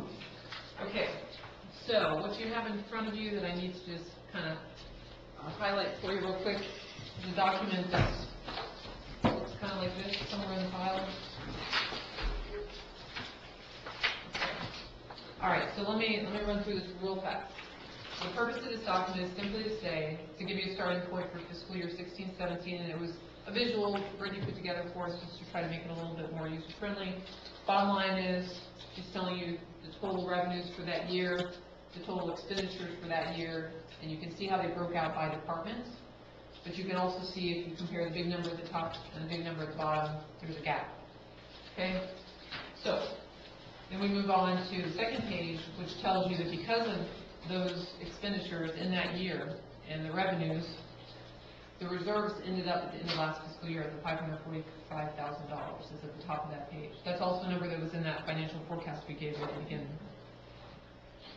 We're running this one down, showing you the 17-18 year in projections, revenues, personal operating, the expenses basically, and showing you that there's, because remember, the hurricane did bleed over into this fiscal year too, we have a negative showing up there. So the point of all this is to really talk about reserves. Flip to the next page. So general fund reserves are at 545, and if we don't have any additional money to put in there, which clearly we don't based on revenues and expenditures, except for what FEMA gives us, that we can put back into reserves, and we're a little over halfway getting back what we put in for Matthew, and nowhere close to getting anything on Irma at this moment. The point of this is to say at the very end there, a very basic goal for our reserve rebuild is to get to about $2 million at the end of 5 years, and that is a very basic goal. And that's based on the premise that you want to have 15% of your annual operating budget set aside. Personally, I'd like to have a lot more. That's just a recommended number. So that's all that's telling you. Think about it, we'll talk about it. And if you flip to the next page, it's basically telling you, because you asked us to do some incremental millage evaluations, that we were going to give you a sheet that shows you 4 different scenarios. We started out with 8.4 when we first met. We've given you 3 others just to show you what those look like. And if you flip over, well, actually it's a splitting sheet. The end of that will lead you to this complex-looking chart full of numbers. Take a look at it. The bottom line in this is it's an updated 5-year forecast. It shows you 4 millage rate scenarios. Let me tell you, at the very bottom of this chart, there's a line that says calculation of 15% reserve goal. So you can see if you were to do that math, the goal for reserves each of those years, if we had all the money in the world, obviously, is there. And right above that, that net position line, under where it says fund balance reserves is 545. The math on all 4 scenarios shows you what the reserves would look like after all the revenues and expenditures are kind of matched up. So it's a lot of information, and I'm going to give it to you. If you want me to send you the Excel sheet so you can actually look at the formulas and see how things are totaling, I'd be happy to do that. I'm just taking a shake over there. Not for me. Well, I'll send it to everybody, you can do with it what you will. Because to do this justice, I really need to just sort of tell you what this all means, but I'm throwing at you informationally for now. Yes? So is this based on the expenditures rising at a cost of living rate through all these years? Correct, Or is yes. there an assumption that we're going to reduce, there's no assumption we're going to reduce our spending, it just rises over time? 100%, and I'll just give you a few little brief examples. In the personnel operating section where the expenditures are being told, we did things like assumed a 2% cost of living adjustment on personnel. We added in an expectation of an increase on pension costs, because those always go up. We added in just like a Increasing employees numbers or? No new employees are in this proposal, but we also added in a 5% increase for health insurance costs, just as a number to plug in. And additionally, we added, I think it was either 2% just for overall contingency on operating, not knowing how things will fluctuate. So my expectation, if we do nothing and we remain exactly where we're at today in terms of expenditures, is that these expenditure numbers are probably a little higher than I hoped. But I don't know for sure, because I really don't know what's going to happen. So. And this is based on these proposed millage rates holding constant for all of these years? Correct. Okay. And we can do any number of scenarios. This is just, the way we threw it together for you. So I have just a random question, because I wasn't here. So I looked at the 10-year, and I think it was back in 2011. Don't quote me on this because I'm going off memory. We were at an 8.5 ish, and then it went down and down and down. What was the decision in being at that level and then keep dropping, if you know? Well, I've only been here for 3 years. Okay. You know? You were here. I know one of them. Okay. Do you want to? We had a council here that decided that the city was going to go bankrupt. And so they were going to reduce the millage. And they reduced it some pittance, and one of the council members said, a token, that's a quote. Okay. And the way they did that, they didn't fund a lot of things that should have been funded that had to be funded. And that's when the reserves went from like $1 million to $500,000 or 60. They pillaged the reserves. It also seems in my observation that seems when we started to accumulate more debt in the city. Yeah. It was a, no, we won't raise taxes, and we won't budget for a lot of stuff, but just like the fire. You can not budget. In fact, I think that's the year that one position disappeared. They won't fund it, but you cannot operate without the people. So you pay overtime. And so that happened. Now the new city manager came in after that year, and she decided to do some adjustments. But part of that was, if you look at the CRA budget, started suddenly to bring money back, because the CRA was eating about 1/3 of the city's general fund. Okay, because the city contributes, the county contributes, and it will get very complicated, but anyway. And so the way to fix the problem was, instead of spending that money on things like facade grants and parks and things, bring it back and spend it on things like police and fire. And so they pulled it back. The problem with doing that is you lose the county's contribution. So if you had a nice project you wanted to do, you don't have the money. And so the city said, we're going to forego some of these projects, like rebuilding, replacing the clubhouse. And so in doing that, she was able to begin to ratchet down, but there was a cost, because basically a lot of stuff that they wanted to do in the CRA isn't going to be done. And so probably the best person to discuss that would be the city manager. She could go through probably point by point and tell you how things move. But it really precipitated that one council just blew the budget out of the air. I was just kidding. And your point is interesting, because as we've been digging into the budget and experiencing the hurricanes and all of this and really reflecting on it, our conversation internally at staff level, Brittany, myself, and Courtney, has really been, we really need to not decrease the millage rate. I mean, we also didn't expect the homestead exemption to hit, but for the foreseeable future, particularly when we're talking about trying to rebuild reserves, we're very concerned about not being able to do that. So dropping the millage rate is something that we're not really that comfortable with, yes. Just to comment to that, if you don't want to drop the millage rate, right, because you're afraid of losing revenue, then we should probably stop spending on things like solar panels we need to slow down spending as well on some charging stations and cars and all these kinds of things as well, right? And those are things that we're going to discuss. I mean, that's part of why you guys are gathered here. You know, what are the priorities that you see that we should focus on, and what should we, leave behind potentially? How do we get the millage rate back to 6? Ooh, Right? there's a challenge. Just a quick question. It seems random. Why do we go from 8.4 to 8.8 and 8.9 and 9? I'm not a math major, but I do think 8.5 and 8.6 and 8.7 in between. I truly do not know if Brittany put this together for us. Okay. I don't know why she skipped the 2 in the middle. Okay. But we can easily add them in, if you'd like. No, well, maybe in the version that you send electronically. I can do that, yeah. 8.5, 8.6. And maybe compare it to some of the other cities in Brevard too, that were already at higher level ones. Probably. Just throwing it out there, put it in, I don't know. That's possible, but she can answer that for sure. Before any work's done on it, just what is their value in having it, is the question, my question.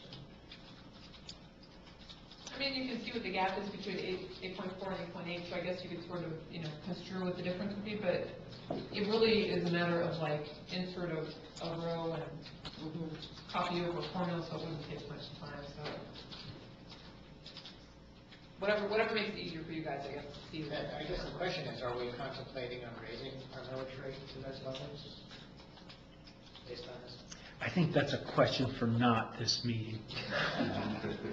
Based upon the lateness of the hour. Yeah. All right, well, and with that, then, unless there are other questions about that, I leave it to you to look at, and then I just remind you that you've got the idea list. I'm going to be adding to it from the things we talked about today, so I'll send out another version, and again, there's lots to do at the next meeting, so. I think that, I know that when you started a couple of minutes ago, you said, hey, I'm going to go ahead and do 7 and 8 together, and I mean, I don't think we really did 7. And I don't want to do 7 now, but I think 7 definitely deserves some time, and maybe things that we all learned and came up with at this meeting on our own, we can put those together in emails again and add that to it, and I'll leave how it gets built into the agenda to you guys. But I think we definitely should spend a little time on that. I mean, I know I have 4 or 5 things in my head tonight that I want to put to you, and some of them might be harebrained, but I'd like them to get determined to be harebrained instead of just deciding myself they're harebrained. Yeah, I'd like it. I mean, if you guys, the more you send me ahead of time, I can put it on here for ahead of time. So do we need a motion to determine what gets tabled to the next meeting and then adjourn, or can we just leave? I think we can just. You covered it all. You have to do that, but I don't know if we need any more public commentary. Do we? Are we okay? John spoke. If he has any informally, I guess I'm asking you. These other 2 people have just talked so much. I think they're Sorry, not allowed to talk anymore. So Anissa Pratt is our wonderful, the only other person who makes up the finance component of the city, really. It's me and Brittany and Anissa, and she does all kinds of things, which you'll hear about next time we meet. And Everything's just with me. He's just with her. +1. And thank you for He's enjoying your the 3 hours +1. that you were here. Jeff, if you want, Just quickly. Okay. To close out. Public comment. Yeah, John Fergus again. The reason I'm doing this, I think you were tending to move there, but you weren't ready to do it tonight. And I won't be here next time, I don't think. On raising versus lowering millage rate. One of the things I'd suggest, and I've talked to Suzanne about this a couple times, you guys have matching with different values of the city. I'd suggest another pigeonhole, and that would be, what is the impact? And I'm basing this on something we did with our sustainability plan. There was high-impact things, but then some of them were very costly, and some of them were very cheap. And that helps you to, should we do it or shouldn't we? And I would suggest, that's kind of a expensive, cheap, does it match what the city wants? The other side of it is how bad's the impact? And let me give you, and this is my personal view, I'm not saying that you guys need to follow this idea, okay? The city has several soccer fields, it has a football field. One soccer field's lit, the others aren't, the football field's not lit. I believe if you look into the capital plan, there's a plan there to spend $100,000 to put lights on a football field, okay? Now, what happens if that doesn't happen, okay? Except, let's say that the football club says, we got a grant that's good next year, and that will pay $90,000 of the $100,000. Do you do or do you don't? Your share is only 10%. And we have played this game very seriously with stormwater. And we actually turned back one grant. But anyway, that's one way to look at it. Another example would be the clubhouse, which was pulled from being redone, but it was for a while at least on the Capitol. I don't know whether it still is. Public Works is spending a lot of resources in keeping that building working. That was one of the reasons to replace it. So how much is Public Works spending? But the building does earn the city a significant, I'm not sure what significant means, amount of revenue from rentals. Maybe the rentals cover the cost, maybe they don't, but then you've got the other side, is that is a resource that residents like, to be able to have your wedding there or whatever it is. So there's these things to be played, and then there's things like the electric and water bill. I don't think you not pay them. Okay, so there's kind of pigeonholes, and you folks among yourselves, my suggestion would be, come up with like 3 or 4 levels. Must pay, end of discussion. Nice to have. If it doesn't happen, no big deal, and probably a couple in between, and you apply that to every line item too, and then you can go through and say, well, it cost a lot of money, we really don't need it, thank you very much, and you might find yourself freeing up hundreds of thousands of dollars in that we don't really need it today line. And it's just a suggestion since I won't be here, but and if you'd talked about number 7 today, I would have brought that up if it didn't come on. Thanks.